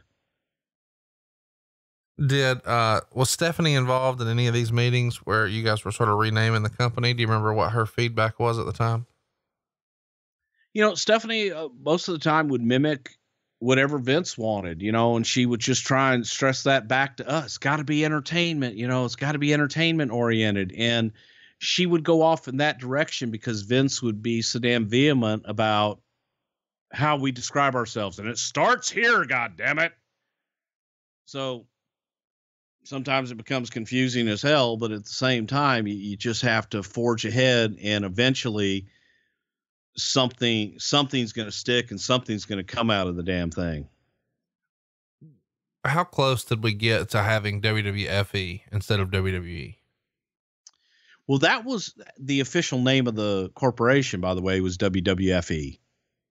It was World Wrestling Federation Entertainment. And I forget when that name had taken place, but that was the official name of the company to try and get away from the WWF thing. But that was, I don't know if that was the stock exchange logo deal, but it was like, that was the official name of the company somehow, some way. But I'm saying in terms of the way it was presented on TV, was it ever considered being called WWFE? Yes. Why did Vince veto that? Do you recall? He started hating the name Federation. I see. Didn't want to hear it. Take it out of your vocabulary. So when you guys decide that you're going to do WWE, this is obviously a big deal even back then, but you had WWF.com. Did you guys own WWE, or was somebody sort of cyber squatting and you had to negotiate with that person? Do you recall? Because all of a sudden, a big piece of your business, you may or may not even own at the time. I have no idea. I'm sure they did their due diligence on that. All right. You ready to get fired up again? I do. I go back to, it's funny you bring that up, because I go back to WWF and when this internet thing started. When it was all on AOL? Well, even before that. Okay. When the internet, was a big thing, and folks, I was alive when there was no internet. What? Okay. Yes. How old are you? And do you know who was responsible for grabbing every WWF, like from WWF.com, WWF shop, everything, WWF TV, everything WWF you can imagine? Barry Dudinsky. You remember Barry Dudinsky? No. He did the on air, and he sold gimmicks on air with the little headset and everything. He wore a piece. And Barry Dudinsky came from the world of trading cards, like baseball cards and things like that. And he sold it on the shopping network. Very successful guy. Came to work for us to head up our merchandise and do a lot of things. But Barry was the one who was like, we're buying everything WWF. And that's where a lot of that WWF conflict comes, because we bought it up, everything on the internet. We grabbed every name you could possibly grab with WWF in it. And so we had a lot of that shit. Lost in the end, but still. So it's funny, how you and I go over names and shit. Let's grab it. That's what we were doing back then. Well, you ready to get fired up? I've been fired up. All right, here we go from the torch. A lot of the undercard guys are being asked to take a $25,000 cut from their downside guarantee. They also asked wrestlers with downside guarantees well above 150,000 to accept cuts to 150. So it's not just the 100 to 150 wrestlers being asked to take pay cuts to 75. There are about 40 wrestlers who are asked to take pay cuts, according to our estimates. Your response? First time I've heard that. And again, I wasn't involved in talent relations at that time, so I wouldn't have heard it, but I didn't hear it from any talent. That's the first time I'm hearing about that. Would it surprise you, since revenues are down and they're going to have new expenses with a brand split, and they're about to be spending a bunch of cash on rebranding the company, that they're asking guys to take pay cuts. I mean, that feels like the normal course of business. If revenue's down, you take a fucking pay cut. It wouldn't surprise me at all. Okay. I'm just telling you that I wasn't involved in it, nor did I know about it. Did you get a pay cut in this time? Nope. Conan on Wrestling Observer Live said that Rey Mysterio Jr. and Eddie Guerrero had both been offered deals, but that Rey for sure hadn't signed yet. And he indicated that Rey's offer was very low. And when asked, he says he wouldn't have taken the job for that amount of money. Wade sort of freestyles. Rey's offer, by the way, is rumored to be a $75,000 downside. That seems ridiculously fucking low. Do you go ahead? Compared to what? Compared to what I imagine a guy like Rey Mysterio would be making in 2002. But Rey Mysterio wasn't a top guy, even at WCW at that time. And he wasn't anything and he wasn't somebody that Vince was highly, seeking. He was a unique talent that we were interested in, but there was no, oh my God, I've got to have Rey Mysterio. Vince didn't really know anything about Rey Mysterio until Rey came to work with us. Right. And once you get to know Rey and you see Rey in action and you feel that charisma and man, when Rey Mysterio performs, you feel it, and it's a whole different vibe. And that's what Rey needed, was to be around Vince and for Vince to see it and feel it. When he has other people telling him, sometimes Vince can be like, God damn, I don't get it. I don't see it. And he wasn't a top guy. He wasn't a draw in WCW. So that's all Vince had to compare it to. In Mexico, Rey walked on water, drew big money and did very well. But to Vince at that time, so I could see, I could see the $75,000. I could see, hey, Rey, we'll give you $100,000. I don't know what you compare that to, because Vince didn't see anything for Rey at that point. Let's talk about Eddie for a minute. Eddie, of course, had previously been with the company, but was released due to personal issues. But he's trying to come back in here and had been extended an offer. Do you think that because of the way Eddie left the first time, the WWE would have offered him a lower deal just to sort of hedge their bets and see what they had and sort of test his mettle, so to speak? I'd bet money on it. Absolutely. They would have offered him a lot less. He had screwed up and he needed to come back and prove that he was a different person, that he was reliable and dependable. Do you, in your opinion, if he was offered much less, would he understand why, or is that something you would have to sort of lay out for him? I'm sure knowing JR at the time, I'm sure JR laid it out to him. Speaking of contracts, Kurt Angle around this time just signed a new 5-year deal. Kurt Angle is becoming a major player here in 2002. Is Vince sort of feeling like he's hitching his wagon to Kurt in 02, you think? Yeah. Kurt was a stud and a half and we wanted him long-term. He just wanted to tie him up. The lightweight title was abolished around this same time, and X-Pac is the last champion. This is, after you guys had sort of flirted with the idea on and off for like 5 years. Nitro really presented the cruiserweights in a different way than the WWF, and it became an exciting part of WCW's presentation. And I think a lot of people sort of remember that era of the cruiserweights as sort of like the golden era, so to speak. But that never really worked with the WWF. Is that because it's the quote unquote land of the giants, or were people not really behind it? Did you not have the right mix of talent? Why don't you think the lightweight title was a bigger deal? I don't think we had the talent to pull it off. There was definitely the talent out there to pull it off. WCW had 3 hours. They had more time than we did when they were doing it, and they presented it as it was special. So they made it special. They presented it in a special way. We didn't do that. We almost presented it, I hate to say, as an afterthought, but there were times that, Vince was like, people want to see the big guys. They don't want to watch somebody. This was always the analogy. They don't want to watch somebody that looks like their next door neighbor, or God forbid is smaller than their next door neighbor. They want to see larger than life characters. They want to see, these monsters, so to speak. So it was never presented, in my opinion, it was never presented in an equal to championship as, let's say, the WWE Championship or even the Intercontinental Championship.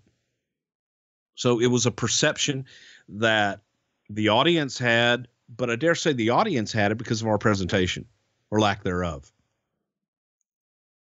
Around this same time, Vince was getting some criticism for the way Stephanie McMahon had been presented on TV, with the idea that, maybe she was too prominent and too many of the storylines, and she had been booked into too large of a role.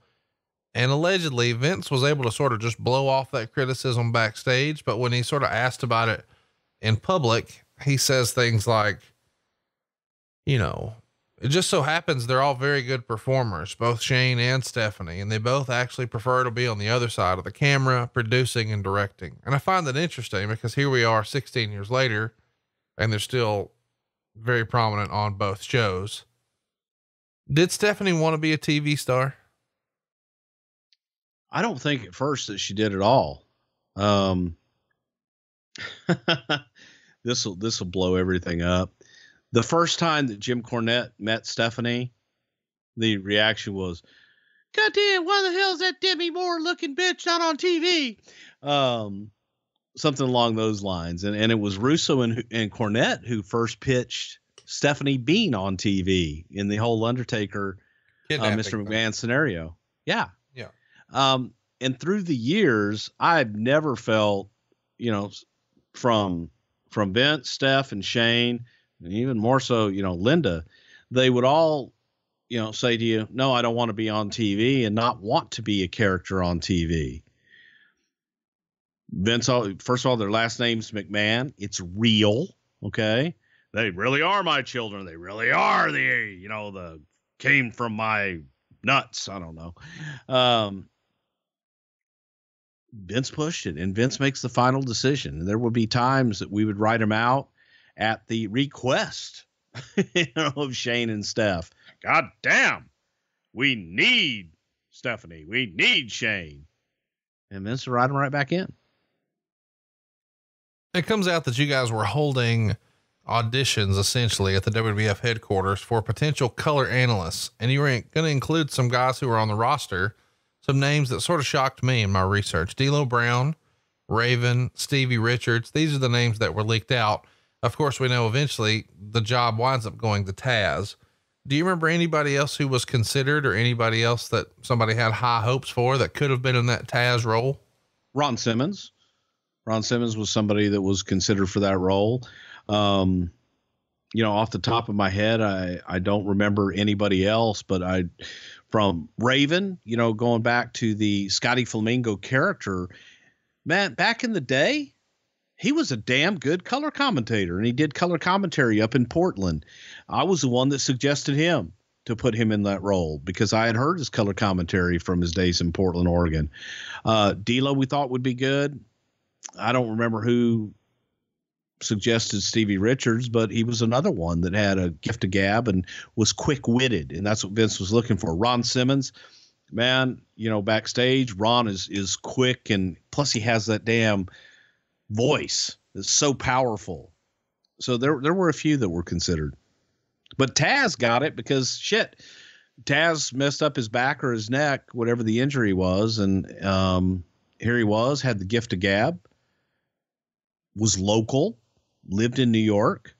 So he fit all of he checked every box. Let's talk about the draft. Keller would report, very few people know how the roster will shape up. In fact, wrestlers weren't told this week which roster they'll end up on next week. The writing team has already split the roster and has 2 separate lists saved on a computer. They are not, however, revealing the split to the wrestlers yet, other than a likely handful of exceptions like The Rock, Triple H, Austin, Hall, Nash, Hogan. Obviously, this is something you guys wanted to sort of keep secret, but why? Is this because you didn't want it leaking out? You didn't want to have to deal with a lot of backlash and people sort of trying to jockey for position to get it changed? what was the thinking in, let's sort of keep it hush hush?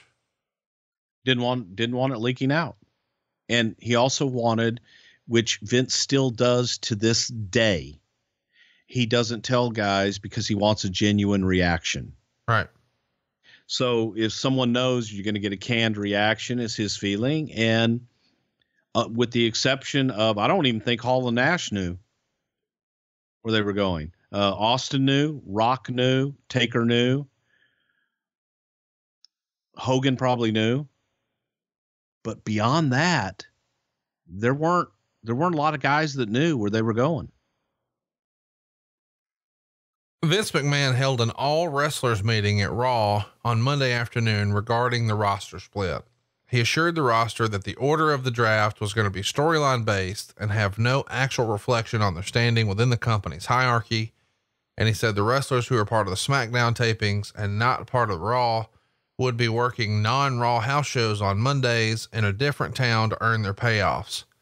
Most wrestlers had a renewed sense of optimism thanks to this brand extension. And that probably makes sense. Like if you're a guy who's not a Rock or an Austin, you've got to see this as an opportunity to have more TV time and work a higher spot on house shows, right? Yeah. And there were guys, every one of them, man, was trying to corner us and say, okay, hey man, where am I going? Where am I going? And the answer was the same to everybody. I can't tell you. You're going to have to find out when everybody else finds out. Well, you know, yes, I do know, but I can't tell you. And that was the line, man. That's what everybody was told. And everybody, like I said, with the exception of those top guys, they didn't know. And they got the genuine reactions. All right. Some were legitimately pissed. Some were legitimately happy. The overall feeling of being able to be on Raw or SmackDown and part of a smaller group and maybe get more TV time, I think was appealing to everybody. When Vince holds one of these all wrestler meetings, do the guys just sort of sit in the stands and he stands before them? Do they all gather around the ring and he's standing in the ring? Where's this meeting happening before doors open? Find a room backstage, meeting room or something like that, and bring everybody in. So maybe he could get everybody together in catering if the room was big enough or whatever. Yeah. Okay. Yeah. Something like that. But it's never in the arena. It's always in an office type setting. We've had them in the arena, but most of the time it's either in catering or like where we have our production meeting and stuff like that. Is there sort of, when everybody sort of assimilates, a hush falls over everybody and then Vince starts talking and then fields questions at the end, almost like a press conference, or sort of describe the scene for us? Everybody's in the room. Vince walks in and starts talking. Everybody shuts up. You know, sometimes guys will ask questions and Vince addresses everybody's question and then moves the hell on. We got work. God damn, we got work to do. Let's have some fun. Do you remember anybody in one of those Vince meetings ever asking something stupid that annoyed Vince and everybody was sort of cringing like, oh, fuck, not now. Don't ask that. There's always one. There's always one. It's kind of like when you walk into a bar and you know there's going to be that one guy, the one guy that's going to start some shit before we leave here tonight. That one guy is going to do something stupid. There was always somebody that would ask something silly. Who was one of the worst that you guys were like, oh fuck, I hope so-and-so can keep his mouth shut today? Oh fuck. I don't know. Oh shit. You put me on the spot like that. I don't really remember. We'll move on. One guy. Were you guys considering bringing in any outside names as like a surprise pick? Was that discussed and who were they? No, it really wasn't, because Vince felt that the roster, the way that we had them, especially of top guys, was evenly distributed, and that he didn't want to bring in anybody new, felt it would take away from the roster that we had. If we needed to do something, we could do something around SummerSlam on whichever brand he chose to. So another change that's happening here is Heat is going to be taped before Raw, and Metal and Jacked would be taped before SmackDown. And this episode of Raw has a new theme song, new graphics, a new logo, a new set. Was this always the plan? I mean, when did the set redesign and the graphic package and all that stuff. When was all of that set in motion? And was it always the plan to debut with a draft, or were you just sort of looking for a reason to roll all this out? Once we decided we were going to do the draft, Vince wanted new looks for everything, Raw and SmackDown both. So he wanted it ready to coincide with the draft, all new look, all new graphics, all new everything. So the draft had a little controversy before it even happened. Triple H wasn't in the draft, and the reason given was that he was wrestling that night, and Jericho's not in the draft for that same reason. Austin wasn't in the draft because he had a clause in his contract that prevented him from being drafted. So Austin seemed to somehow know before the draft was even announced that if he didn't want to be drafted, he could add that to his clause. What are your memories of that? And of course, this is all storyline. That's a crafty son of a bitch who've never had a draft before. Well, I'm going to put in my goddamn contract. Can't get drafted. Isn't that hilarious? In case one day Vince is sitting there. He's like, hey, I'm going to draft Stone Cold. Ain't happening. I mean, some silly add shit. on to that, Jericho and Triple H aren't it because they've got a match that night, damn it. Like, what? It just was, yeah. And Steve has to be on Raw. Steve is Raw. So, okay, then that's cool because it would make sense. If Vince gets first pick, you pick Rock, and that's a damn good choice. Your two biggest stars, Rock and Rock and Austin. So Flair comes out, next person he picks is Austin, right? Doesn't that make sense? Yes. God damn it, no. Why would Steve be in the draft? Okay, why would Rock be in the draft? Rock layeth the smacketh down, so of course he would have his contract so that if there ever is a draft, that he's got to go to SmackDown. Silliness ensues. It really is kind of ridiculous when you think about it. Trying to apply logic to an illogical situation there, pal. Okay, let's keep going here. Vince wins a coin toss to get the first draft pick, which I guess I can get behind, doing a coin toss. Then Taz would beat Mr. Perfect with the Taz mission in 1:53. It's nice to see Taz get a win. And Vince comes out to make his first pick. And as you said, he selects The Rock. And I guess that makes sense. I mean, SmackDown was literally something that The Rock said. So that's supposed to be The Rock show. And then we see a stat screen that shows all the info on The Rock. Whose idea was it to have like a graphic up there and list their stats, almost like it was the NFL draft? That's exactly what it was based on. And that is the draft that most people associate with drafts. So we wanted to be as official, it's a real draft, man. We got stats on everybody.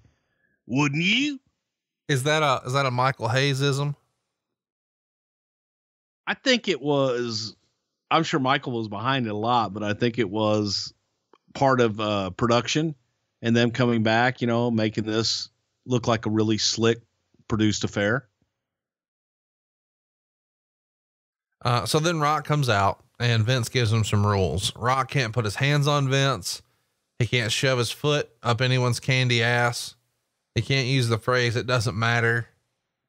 It does matter to Vince, as Rock and Hogan have a lot in common, and fans call Vince an asshole, and Vince tells them to stop calling The Rock that.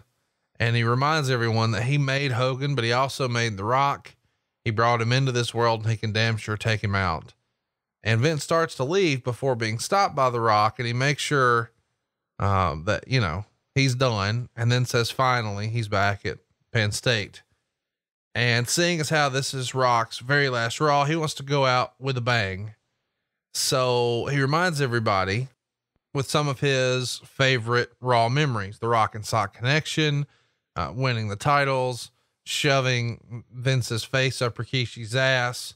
And he asks Vince if he really wants to take him away from all this. And of course, Vince tries to speak and Rock shut it down and says, it doesn't matter what he thinks. And he says, Vince didn't make Hulk Hogan or The Rock. It was the people who made The Rock. So Rock got to be the first pick. Was there any debate about who the first pick should be, or is everybody sort of uniform hey, if we're not going to draft Austin, Rock's got to be it. That's simple. There was nobody else. When you look at that roster, who the hell would you pick for SmackDown, And it had to be The Rock. Start off with a bang. Is the idea in pulling Austin out to not upset The Rock? Because if you draft one or the other, no matter what, the other one's pissed. No, it was Vince's, where the hell else would Steve go? It's, God damn, he's Raw. He wouldn't be drafted. Stone Cold will not be in the draft. But if you're drafting everybody, why wouldn't he be in the draft? It makes no sense. And even it was pitched with Triple H and Jericho that, all right, if you still draft them, and whoever, the loser, they've got to go to whatever show. The winner still is going to go to both shows. But no, it makes no sense. Why would they be in the draft? Frustrating sometimes. Yeah, it wasn't like a legitimate sports draft at all, but let's keep the ball rolling, shall we? Let's get back to Mattress Firm. Everybody knows how important stretching is before an event, and so does Mattress Firm, except it's your dollar. Your budget stretches further when you're shopping at America's neighborhood mattress store. It's a true home run, and you'll have a ball. They're the head coaches when it comes to mattress expertise, but know this, they're more than just mattress experts. They have a game plan that helps you transform your mattress into a bed. From adjustable bases and sheets and headboards and bedroom decor, they literally and figuratively have you covered up like your favorite cornerback. Go to mattressfirm.com/podcast to see what deals are happening as I read this sentence to you. They even offer you a 120-night sleep trial to ensure perfection and a 120-night low price guarantee so you paid the perfect price. Talk about a 1-2 punch, a knockout if you will. Score big with a perfect Score big with a perfect bed. Head on over to mattressfirm.com/podcast to get the play-by-play on how you can monumentally improve your sleep. Today, tonight, and tomorrow, mattressfirm.com/podcast.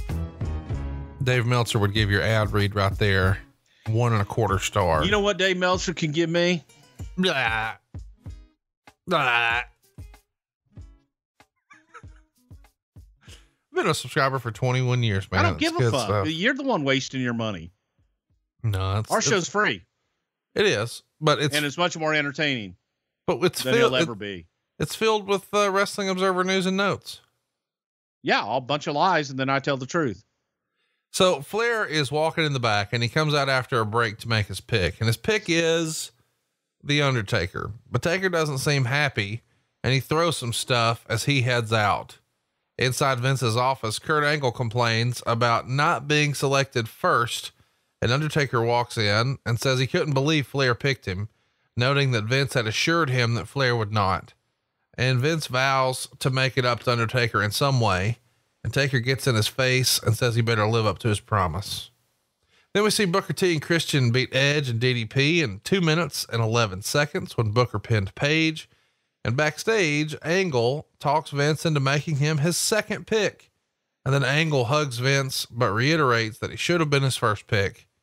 So Flair walks on stage and picks the NWO with his second pick. Help me understand here, Bruce. How was an entire faction drafted as a single pick? It comes out as Kevin Nash, Scott Hall, and X-Pac. Damn it, pal. Where one goes, the other follows. You gotta recruit them both. You gotta draft them both. Don't apply logic to an illogical. You want to feel, yeah.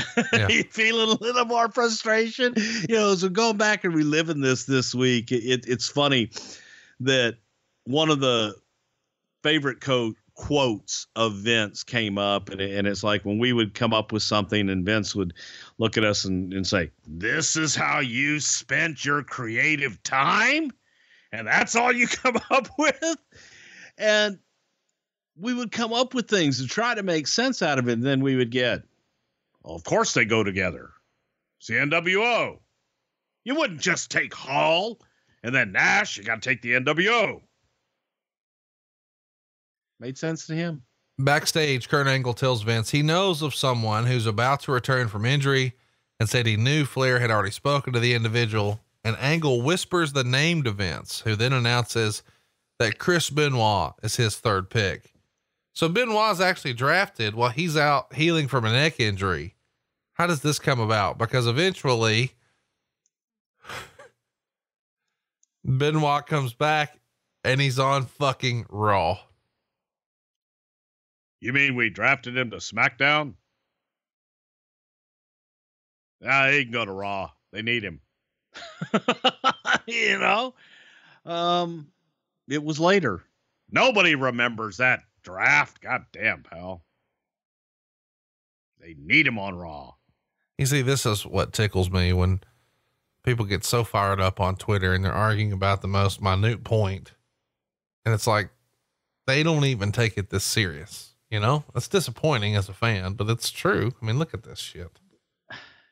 But you know, in Vince's mind, it makes sense. Not Hogan to anyone pose. else. Yeah. Hogan must pose, man. Backstage, we see the NWO tell Flair he's not going to be able to control him. And Arn walks into the room and tries to pull Flair away from the conversation, but the NWO members won't budge. And Flair announces that Kane is his third pick.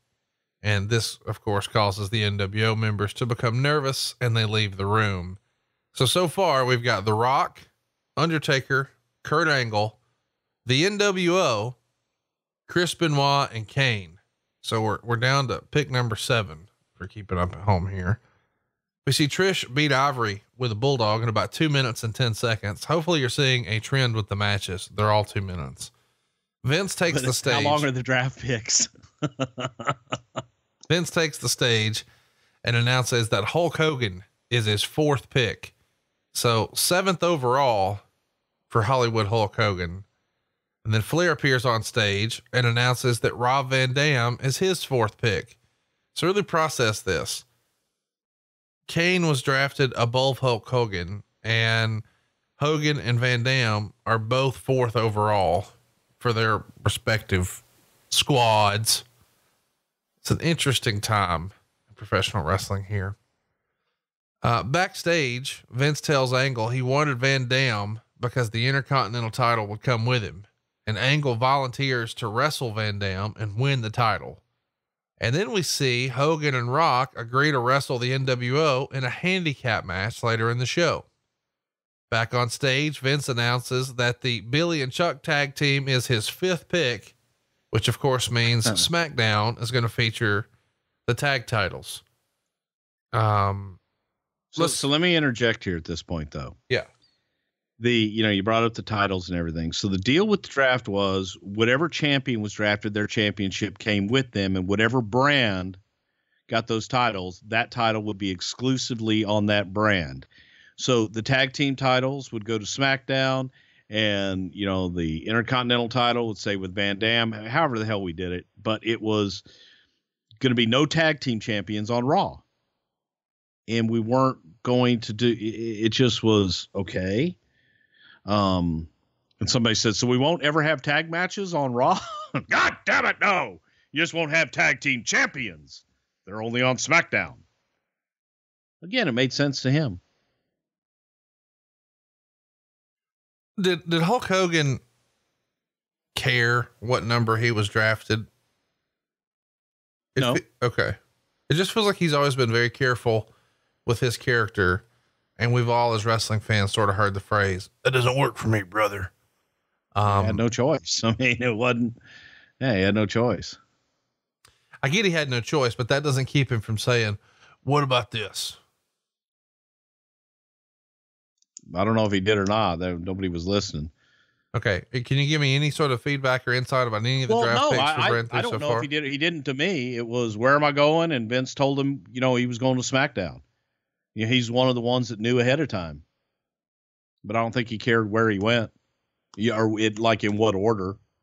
Probably felt he should have gone first. Did anybody care? Talk about it at all? Yeah. We all felt that he should have gone second. No, I didn't mean him. I just meant, did any of the boys come and say, you know, I don't know about being behind this guy, or I really feel like I ought to be. No, the only ones that really cared after the fact were those that weren't drafted on the show itself. We're like, what the fuck? Where am I going? Tune in to WWF.com to find out. Oh, fuck you. That's what you told them? Get on the website and start clicking refresh? Yeah. Holy shit. Yeah. Kevin Nash and Scott Hall would team with X-Pac, and they beat Hulk Hogan and The Rock by DQ when Kane interferes. And during the match, a crawl appears at the bottom of the screen and listed the previous draft picks just like they would on ESPN, which is kind of fun. In the end, Kane runs out and helps Hogan and Rock, which leads to the DQ. And backstage, we see Vince storm into Flair's office and accuse him of stealing the Undertaker and the NWO from him. And Flair says he doesn't have to take his abuse and picks another one of his favorites, Booker T. And Vince counters by picking Edge, noting that Edge had beaten Booker at WrestleMania 18. So Flair picks the Big Show, and then Vince takes Rikishi. So at this point, it feels like, as far as the storyline, they're just going with, well, this guy could beat that guy. Oh yeah. Well, this guy can beat that guy. Right. Exactly. And it was a way to get a bunch of draft picks done quickly backstage without having to go out and make the big presentation. Jeff Hardy with Matt and Lita would beat Billy with Chuck and Rico at 1:53. In the end, Matt and Lita interference would help Jeff get the pin by roll up. And backstage, we see Flair select Bubba Ray Dudley. In another part of the backstage area, Vince counters Flair's pick by selecting Devon Dudley. So this is something I've wanted to talk about for a while. Billy and Chuck drafted together. The whole fucking NWO drafted together. Bubba Ray and Devon, let's split them up. What the fuck? No one said we couldn't split tag teams. You know, the reasoning for it was we were looking to do something different with these guys individually, obviously. So that was the storyline. Okay. You pick Bubba, I'll pick Devon. But then again, it flies right back in the logic of Billy and Chuck go as a team. NWO goes as a faction, but you can split the Dudleys. What the fuck? Made sense. Did the Dudleys know before here that they were getting split up? No, I mean, they had an idea that we were going to do it. And we had talked to them about splitting up and going into singles and doing some different things. But, nobody knew. So it was a shocker to them. How was that met? With a what the fuck? And then you start explaining, okay, here's the ideas that we have, and we're looking to do singles with you guys. Feel that you guys have more of a future if you go into a singles run for each of you. And it's kind of, you're at that point. What do? You're in it. We got to move on. Who in the back amongst the writers, the office, believed that the Dudleys were better as singles than tags? I did, for one. I actually thought that both would prosper as singles. I thought both of those guys were really good in their own right. And I thought Devon, being in a tag team, relied on Bubba. And I thought Devon cut some damn good promos back in the day of, the old Dudley boys and stuff. I loved Devon's promos. At the same time, I felt that Bubba, that if you took both of those guys, I was definitely of the belief that they would be better on their own and that they could both have some pretty damn big singles runs. We had the Prichard gimmick, and that was something that Devon was comfortable with. Obviously it didn't work, and I was wrong. I don't know. You're wrong about Brian, 88% of the time, I think. No, I'm hardly ever wrong. There was this one time when I was wrong, but I was actually just incorrect because I thought I was wrong. But, so chat me up. Did you guys already sort of envisioned this, Reverend Deacon or Reverend Devon character before the split? Like you already had it in your back pocket? Yeah, we did. We had that idea for him. Yes. And had he sort of been privy to that of, hey, if we were to break you up one day, here's what we would think?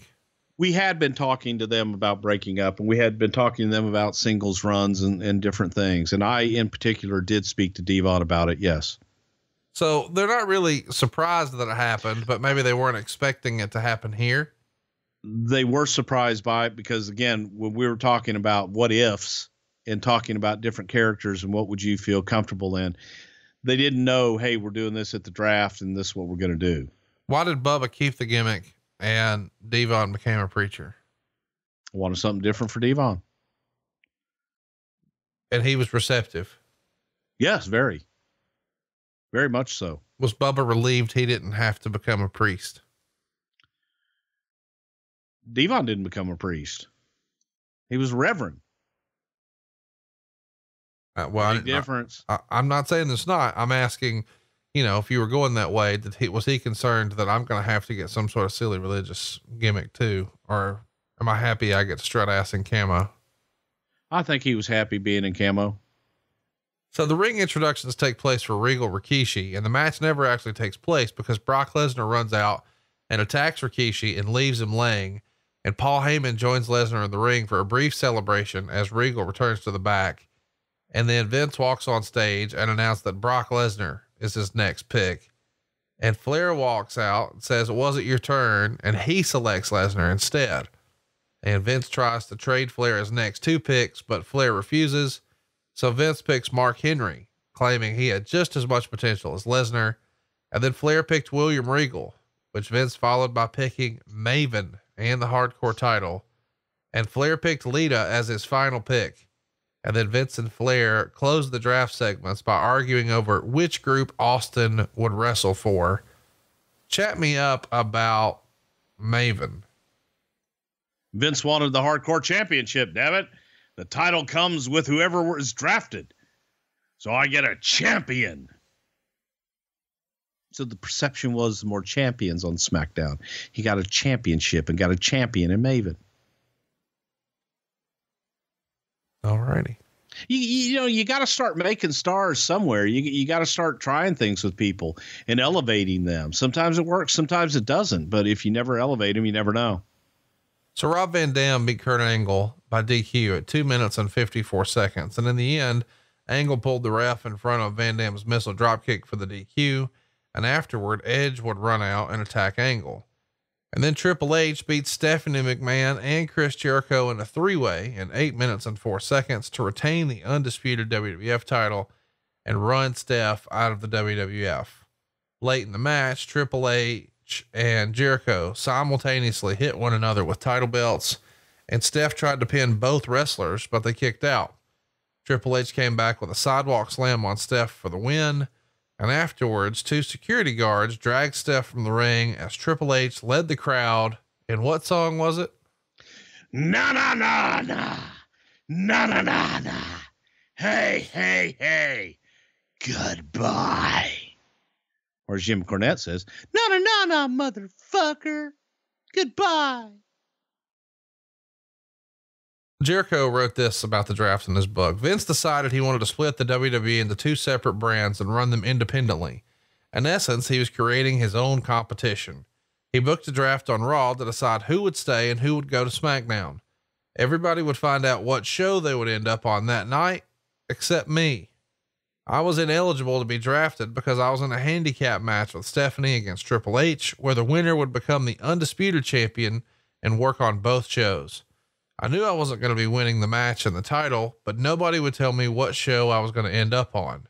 When I asked Brian, he told me I would have to wait until they posted the complete draft results on WWE.com after the show. It was the most ridiculous thing ever. And to make matters worse, I had to start driving as soon as I finished and had no access to a computer. So I was forced to call Lenny in Vancouver to find out where I was going to end up. In essence, I found out my fate at the same time all of you did. So Jericho's pretty perturbed by this. Do you remember anybody else being really unhappy with the way that sort of played out and they had to go to the website? What was the feedback you got from anybody else you can mention? Yeah, I mean, guys were pissed. Guys were upset. Okay, why can't you just tell me? Show's over. I mean, it's going to get out on WWE.com any minute now. Just tell us. And that was a mandate. That's what Vince wanted. Vince wanted guys to find out like everybody else did. Silliness. I didn't get it. And especially somebody like Jericho.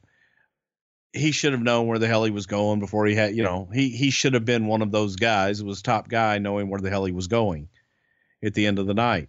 And sometimes I think mandates can go just a little too far and taken too literally, but people do what they're told. I did what I was told. I didn't tell anybody. Wasn't my place. If you really want to know, go ask Vince. So it was announced, of course, that Triple H, being the undisputed champion, he's available to both shows. And Jazz, the women's champion, she's available to both shows. Of course, Jericho winds up going to SmackDown because Raw has Hunter going back and forth, but he's going to be on Raw most.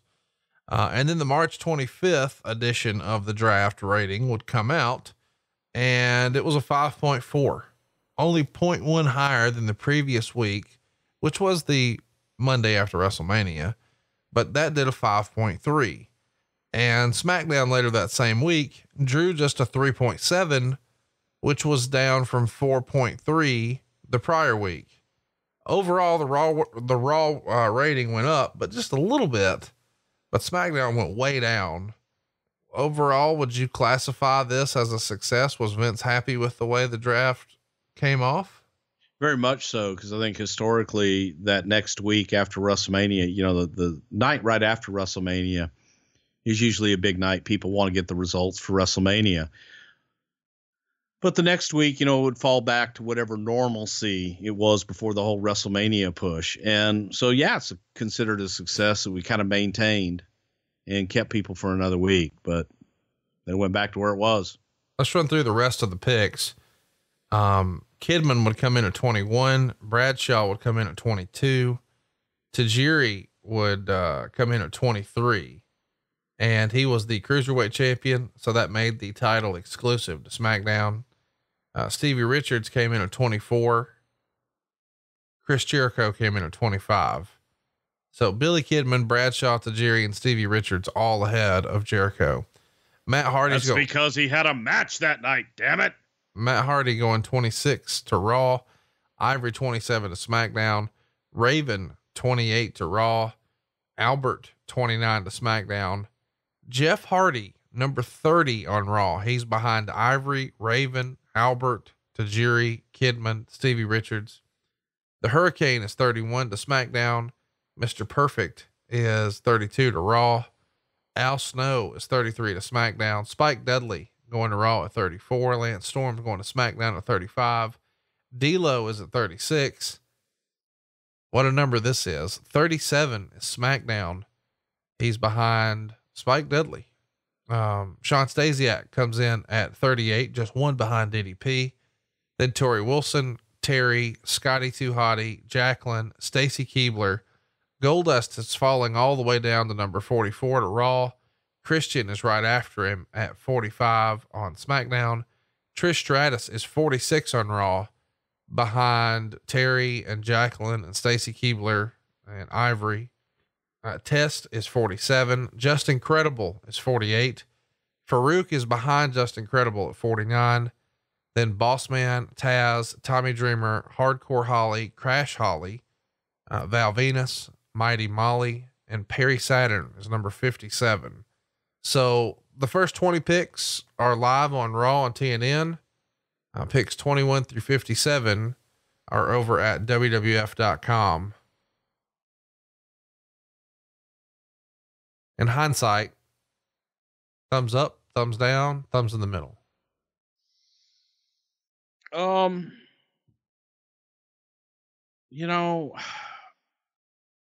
The end result I think was good, splitting the brands and having, the different rosters on the different shows.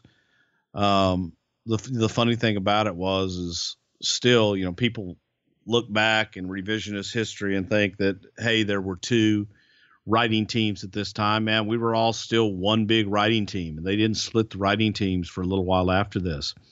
So the teams weren't even split. And there was talk of, when this originally took place, when Vince is talking about the brand split and having two different shows, that we would split the writing teams and really have the teams in competition with one another.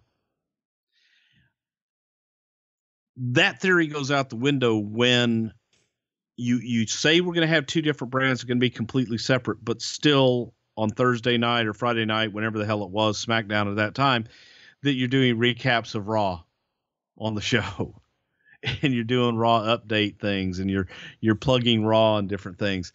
It's a tough sell, man. And we really wanted, internally, we really wanted them to be completely separate and be completely different. And every time we turned around, there was something else smacking us in the face. Well, how about, that goes down on March 25th, 3 days later. It's the first show after the draft. It's SmackDown. It's in Philadelphia. Booker T would fight DDP to a no contest when Brock Lesnar interferes. Brock Lesnar's on Raw, by the way. Kurt Angle does an in-ring promo, asks for a moment of silence for Stephanie McMahon. Vince comes out, does a promo about Triple H. Flair is on the show as well. He runs Raw, by the way. Then we get Billy and Chuck to beat the Dudleys in the tag titles. Now, of course, you may recall the Dudleys were just split up. One's on Raw and one's on SmackDown. Well, 3 days later, they're in a tag title match. Hang on. You forgot a very important point though here. Okay. The draft would not take effect till April 1st. I'm with you. I'm just saying 3 days later. It's a little confusing. It is. It is a little confusing. I know that just happened 3 days ago, but we're not honoring it until next. Everybody knows that. It won't take place for another 3 days. What? So funny, man. So funny. In the main event of that SmackDown that we weren't supposed to remember, Kurt Angle and Vince McMahon beat Triple H and Ric Flair when The Undertaker interfered. The April 1st Raw, of course, is the first Raw after the draft. It's in Albany, New York, and this is when it officially starts. And backstage, we see Ric Flair sitting at a desk, and he holds up the new undisputed WWF title belt. And he welcomes viewers to the new Raw and promises that the show will be more exciting than ever. And he holds up a contract and says he hopes to sign Steve Austin to a deal that will keep him on Raw throughout the remainder of his career. Van Dam beats Booker T to retain the IC title, and then McMahon appears ringside, grabs a microphone, and says he's at the show, intent on signing Steve Austin to a SmackDown contract. And Vince introduces Austin, but his music never plays. And instead, Ross tells viewers that Ric Flair had ordered the show's director to cut to commercial. After the break, Vince is in the ring with 2 security guards trying to talk him into leaving, but Vince is refusing. So Flair walks out and has some words with Vince. Big Show comes out and carries Vince backstage and eventually throws him out of the building. Spike Dudley beat William Regal in a non-title match. Regal was the European champ. And then Bubba Ray Dudley beat Raven to win the hardcore title in 4 minutes and 7 seconds. So, I'm not exactly sure how this went down, because I'm pretty sure we just said a minute ago that, correct me if I'm wrong here. Well, he won it on SmackDown the week before, but Maven was drafted to right. SmackDown. But Raven beat Maven on SmackDown the Thursday before, whatever. I follow you. I just read Raven and I thought to myself, wait a minute. Maven.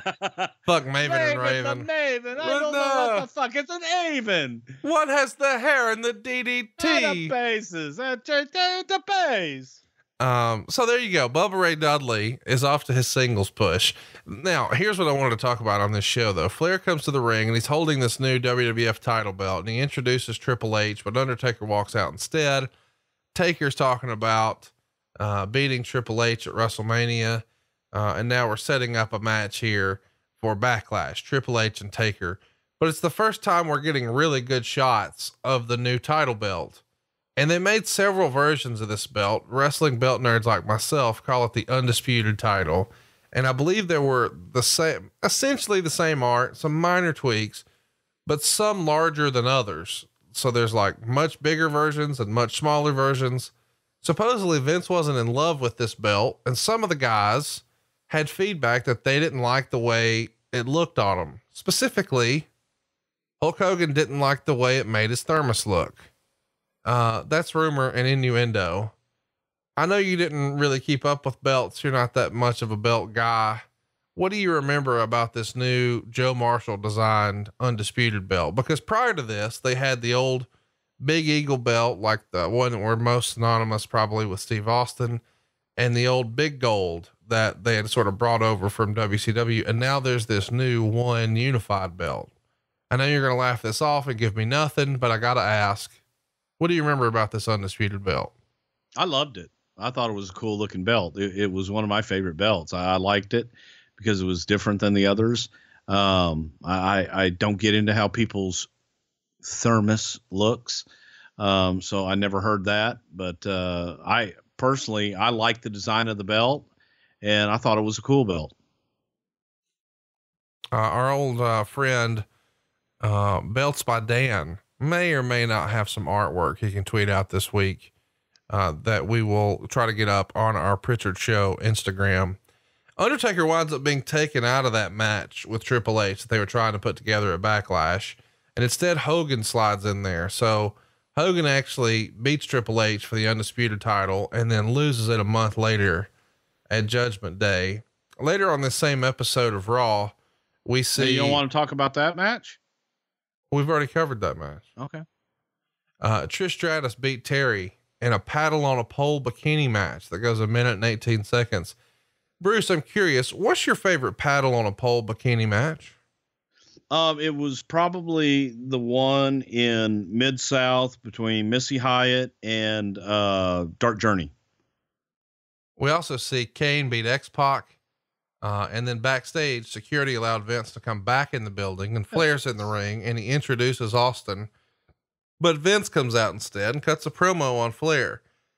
And eventually Austin comes out and teases he's going to sign with Vince before telling him April Fools, and he gives Vince a stunner, and Flair starts to celebrate too much. So Austin gives him a stunner, but then he does sign Flair's Raw contract to end the show. So now we've got SmackDown with Rocky and Raw with Austin. And this was during the time that Austin's going to go home after WrestleMania. And there's discussion that maybe there's some problems brewing with him and Vince. He wasn't really happy with the way the Scott Hall positioning was, or his match with him, or whatever you want to call it. How do you recall that relationship at the time? And how did they sort of put the band back together? Because he's leaving again in just a couple of months. So it's got to be contentious here. Well, you stole the word from me. It was contentious. And you'll hear a lot of guys say over the years, you can go in with a game plan with Vince McMahon. You're going to go in, give him a piece of your mind. And by God, I'm going to tell him this, I'm going to tell him that. And you walk out of the room and thinking, I'm now doing everything that I swore I wasn't going to do when I walked in there, and you're happy about it. So that was the relationship at that time. And Vince, they were back. Everybody was hunky dory, but there was still a little contention there.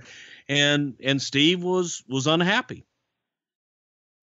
And did you feel like, maybe not you, was the overwhelming sentiment in the office that but Austin was sort of tough to deal with and tough to do business with and not in the right frame of mind? Or did people really see his side of things? Well, he had a definite side of things, and for some people, they might've viewed him as being tough to deal with, but I always viewed it as he let you know where he stood. He let you know what was on his mind. And I like that, because then you're not second guessing. You're not trying to read the tea leaves, so to speak. So if that's tough to deal with, then he was tough to deal with. But for me, I was fine with it. What was the locker room morale like, in the fallout of the draft? Do you remember anybody being vocal and being unhappy? For the most part, I would say that the morale was actually pretty good because there was new hope and there were new slots, and guys that hadn't been working on TV are all of a sudden working on TV, and they're coming to them with ideas, and everything in a lot of respects was feeling new for the talent. And I think that they saw for the first time in a long time opportunity in a I don't want to say a smaller pond, but maybe a bit, less fish in a bigger pond. If that makes sense. Do you think there was any sort of consideration when you guys were sort of splitting up the rosters about who likes to ride together, that sort of thing? Talked about it and Vince didn't care. So I know a lot of people may not know what we're talking about right now, but sort of behind the scenes, not on camera, not storyline wise, not house show matches, in real life, guys were better friends with some than others. And so rather than everybody just traveling by themselves, living on the road can be hard. So why not develop a friendship and have sort of a battle buddy? You've got somebody to go work out with, somebody to eat with, somebody to ride up and down the roads with. If you want to, somebody to double up on a room, you can cut down expenses, et cetera, et cetera. And people sort of become creatures of habit. But when you've got a draft like this, some of those, little allegiances are split apart, and now people are sort of left on their own, and now they don't have their old traveling companion, and they've got to sort of find a new one.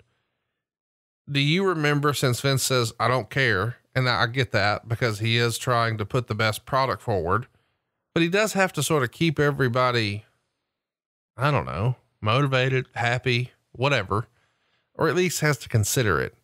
Do you remember there being any sort of backlash or fallout about, God damn it, I've been with this guy for 6 years and now we're not even on the same fucking loop? Bummer. And that was Vince's reaction to it. He didn't want to hear it. We brought it up in the beginning, and I forget if, I don't know if it was this one, but in subsequent drafts, where there were couples together and Vince wanted them on separate brands because he felt one was stronger on the other brand. He didn't want to hear it. And we were told, do not consider it.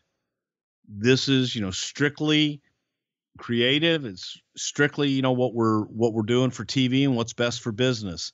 And if some guys, they're buddies and they travel together and that's what they've always done, they'll find new buddies. They'll find new friends. They'll find new people to travel with. It'll be good for them.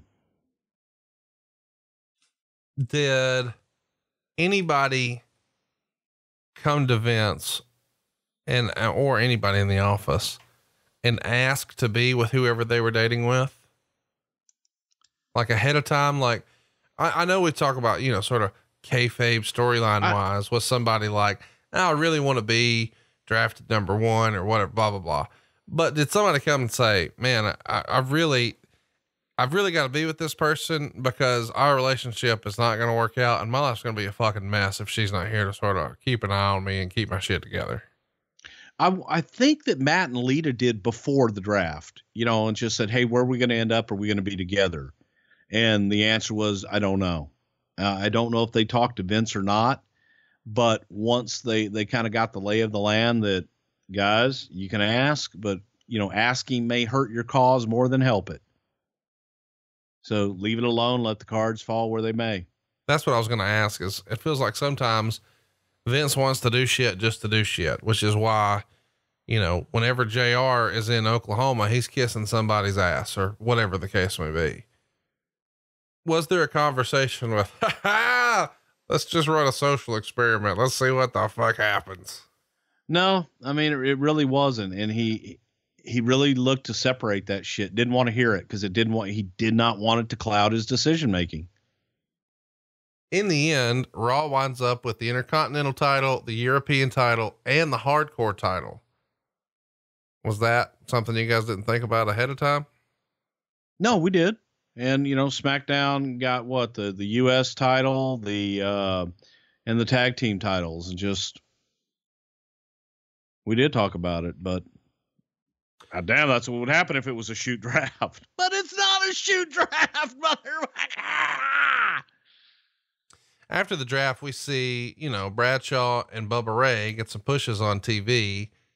Do you remember any of the other positives or negatives that maybe came about as a result of the draft? I think, the biggest positive, was Bradshaw kind of getting out on his own and being able to get away, came back. There were some. The tag teams to me were the negatives. Just not enough. The Dudleyz. Yeah, well, yeah. There's not enough, but also when you split a strong team like the Dudleyz, it wasn't a good decision. That's hindsight, but at the time it was something that we were trying.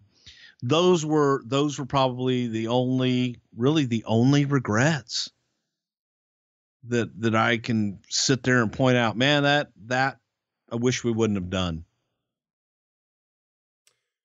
Of course, we know that after Brock Lesnar wins the undisputed title from The Rock at SummerSlam, he goes exclusively to SmackDown, and then Triple H is just awarded a world title on Raw. And now we have a world champion on both shows. So if we've learned anything today, it's that the only thing for sure about Vince McMahon is that nothing's for sure. Did you guys ever have anything planned for the draft that didn't wind up happening that you recall?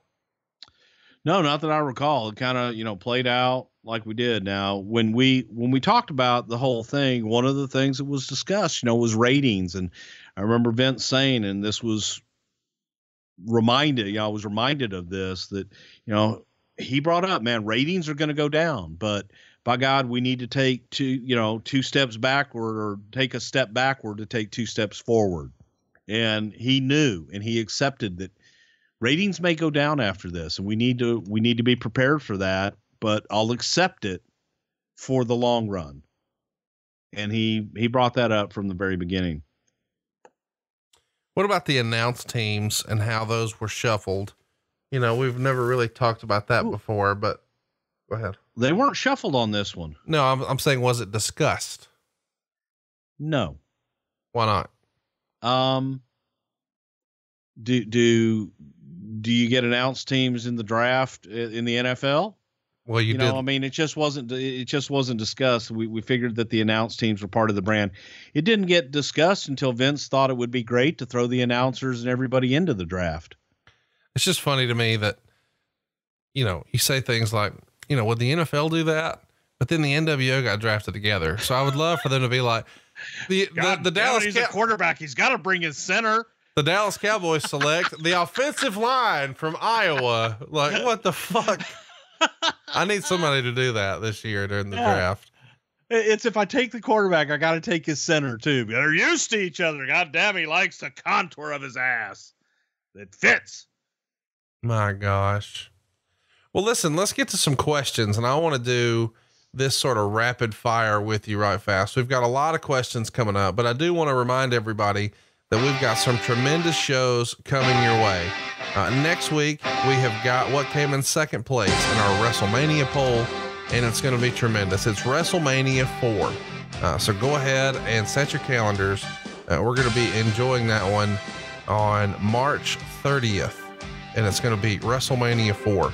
Now, the week after that, just a couple of days before WrestleMania, on April 6th, we're going to cover Goldberg in the WWE. And that's going to be tremendous because that's the day he's going into the Hall of Fame. And what are we going to cover the following week? Well, set your calendars, boys and girls, because April 13th is going to be all about, and I think this will be fun, the first time that Raw beat Nitro in the ratings. It went down on that same day, which is kind of fun. April 13th, 1998. That's when we finally see Mr. McMahon and Stone Cold in a match. It's tremendous. The following week, on April 20th, we're going to cover Rob Van Dam. And then the week after that, on April 27th, it's going to be all about Backlash. We'll have a handful of Backlash shows for you to choose from, but we've got the next run of shows mapped out for you, and they're going to be tremendous. We're fired up for this. If you've got a question for WrestleMania 4, you can ask it right now on Facebook or Twitter. Facebook is facebook.com/something to wrestle. Don't forget, you can check out your morning deuce. And if you've got questions, you can leave a question in the comment section of any of those videos, and Bruce will get to you the very next day if you have a good question. You can also ask a question about WrestleMania 4 on Twitter. That's @Prichard Show. And we'd love to have your feedback there as well.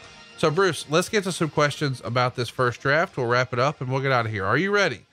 I'm ready. Kerr wants to know, due to the networks that each show was on, did that factor into the decision for which superstars went to which brand based on their audience? Somewhat, I mean, Rock for SmackDown, Steve for Raw. And those were probably the two biggest ones that we felt identified with those two shows. One of the things I've always wondered there is, eventually you guys would try to sort of program SmackDown to a more Hispanic audience. You would give guys like Rey Mysterio a bigger push on that show. Was there any sort of, strategizing based on, hey, we think there's an opportunity for a bigger Hispanic audience on this network on this night? Or was it just sort of arbitrary? Let's just try it on SmackDown. Well, no, the UPN audience and the feedback that we had gotten, they did have a strong Hispanic demographic, and we saw that they were, that demo was strong on UPN. So we catered to it. Michael wants to know, why was this held at Penn State? Did Vince just say we're doing a draft next week and Penn State happened to be the booked venue? I think okay. Yeah. That's what happened. It just, we knew what day we were going to do it. It didn't matter where it was. Really, that wasn't that important. It was all about television.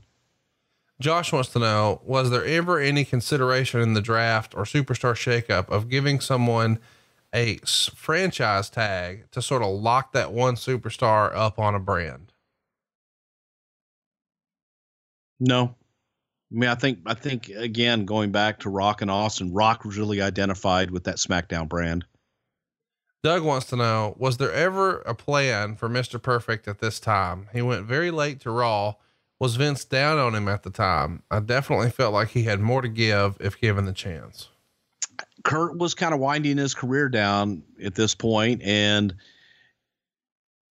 there weren't any plans for him. He was there to get guys over. Adam wants to know, have you ever looked back and pinpointed this as the reason so many people stopped watching? I don't think that many people did stop watching. I think that the audience split. And like I said, yeah, we lost some people. We definitely did. And we knew that before we went into it. John wants to know, in the initial year after the draft, which superstars do you think benefited the most from the brand extension? Layfield definitely did. Later on, I think Eddie Guerrero did. I think Benoit did. Guys like that. There were a few. Matt wants to know, seeing how thin the tag team division was, would it have not made more sense to focus the entire tag team division on one brand rather than create two sets of essentially useless titles? We did. The tag team title was only on SmackDown. There was no tag team title on Raw. Well, eventually there was. Eventually, yeah, but in the beginning we didn't. Taylor has a great question. Who the fuck thought it was a good idea to have Mr. Perfect tap to Taz with two Z's? Peter Sinergia. How does that sound? You got a Taz impression? Bro, what the fuck else is he gonna do? Andrew wants to know, was there ever any consideration to bringing in developmental prospects as a televised draft pick as a means to launching them? I think that's a pretty good idea. You could have had a quote unquote rookie and showed his stat line, and Vince or JR used his old blue chipper line that he used with The Rock. Any consideration for that ever? That's a great idea. We had talked about different times of being able to take some of the developmental television and spotlighting some different talent from time to time and bringing them in that way. But it just wasn't something, Vince was of the belief, when you bring someone in, if you bring someone in as a star and as a main eventer, then that's how people will perceive them. And you got to bring them in on top and in that role from the very beginning. And then that's how people will always see them. If they see them, grow, then they're always going to remember them in that way. I don't subscribe to that because I look at guys like Randy Orton. Yes, Randy went to developmental, but when Randy came in, man, he was that blue chipper, and people have seen Randy Orton grow into this mature talent.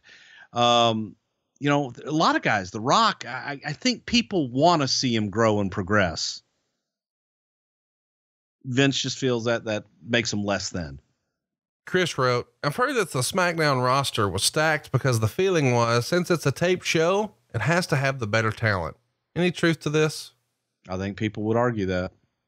Chris wants to know, if WCW had more prominent wrestlers come over when it was purchased, would WCW have replaced one of the two main brands? It feels as if the brand split was destined to be WCW. Yeah, that was the idea of buying WCW. Nathaniel wants to know, looking back now, who do you think had the better roster? SmackDown. For me, the roster I wanted to work with was probably SmackDown. Jim wants to know, was there any jealousy or heat from the ladies roster about Lita being the only female picked during the live portion of the draft? Not that I remember. Paul wants to know, what do you think was the best thing to come from this first draft? Just getting the brand split and allowing more people time that wasn't available beforehand. Colby wants to know, who would Bruce consider to be the biggest draft bust of the first draft? Unfortunately, Devon. Chris wants to know, who got mad at their kayfabed draft number? Anybody? I don't know if anybody did. Andre wants to know, which superstar hated switching brands the most? Ooh, that's a good question. Damn. I don't know that anybody did per se. I think that, initially there were those that felt not being on Raw on the live show was less than, but I don't know that anybody was really upset about where they ended up. Well, and I don't think you're going to be upset with where you end up. If you go subscribe to our YouTube channel right now, we need like 1,500, maybe less by the time you hear this, to click that subscribe button. It's free to subscribe. Eventually, all the archives are only going to be on YouTube. So there's a little pro tip for you. Go subscribe right now. We're going to be uploading all kinds of new content. You guys are asking, hey, are you guys ever going to do one of these on video? Well, you never know. But I do know that we're going to get you a bonus show. When we get to 20,000 and we're like 1,500 away, that's all we need. We're going to give you a bonus poll, and it's some of the biggest shows in history, man. We'll do watch along, and that's going to be the first time we've done that with a full 3-hour show, and it will be tremendous. Survivor Series 1991, SummerSlam 1991, Royal Rumble 1992, and WrestleMania 8. I am looking forward to this. I think it will be a phenomenal show, and you guys get to pick which one we cover. And all you've got to do is go click the subscribe button. It's absolutely free at youtube.com/something to wrestle. Don't forget to keep up with all the information about our live shows, about how we're coming to Chicago, about how we're coming to Baltimore, about how we're coming to Phoenix, about how we're coming to North Carolina. It's all at bruceprichard.com. And so are those awesome shirts where Bruce will eventually call you. I guess phone calls are us. Well, an RS shirt is right there right now at bruceprichard.com. And don't forget to ask your questions about WrestleMania 4. You can do that on Facebook or Twitter. Facebook is facebook.com/something to wrestle. And of course, you can ask questions on Twitter as well. That's at Prichard Show. And at Prichard Show on Instagram, we'll throw up some pictures for you this week. A little peek behind the curtain. And Bruce, we've got one final question here that I missed a minute ago in the format. Do you got time for one more question? No. Out of time. Hey, for this one time, okay. Okay. Are you ready? Okay. Hypothetically, you know where I'm going with this. If Dave Meltzer is a big turd, who's done it better? If he's a what? I know you're saying you got to discount everything he says and he's fake news and he's terrible at his job, blah, blah, blah, blah, blah. Who's done a better job than Dave Meltzer? If Dave is the worst, who is the best? None of them are. They're all equal scumbags in my viewpoint. It's not an answer. Yeah, that is my answer. But if we wrestling fans, like myself, because I'm a fan, if we're looking for some insight, you know what? I'm happy you like him and you can like him and I can hate him. It's America. That's what we do. And we're going to do what we do for you next week right here on Something to Wrestle With. You got anything? Fuck Dave Meltzer. I knew you were going to do that. Bruce Prichard, By the way, I've been subscribing to WrestlingObserver.com for like 21 years. You all lies. It's a great value. WrestlingObserver.com. No, dude. Yeah, that. Roll Tide. Never.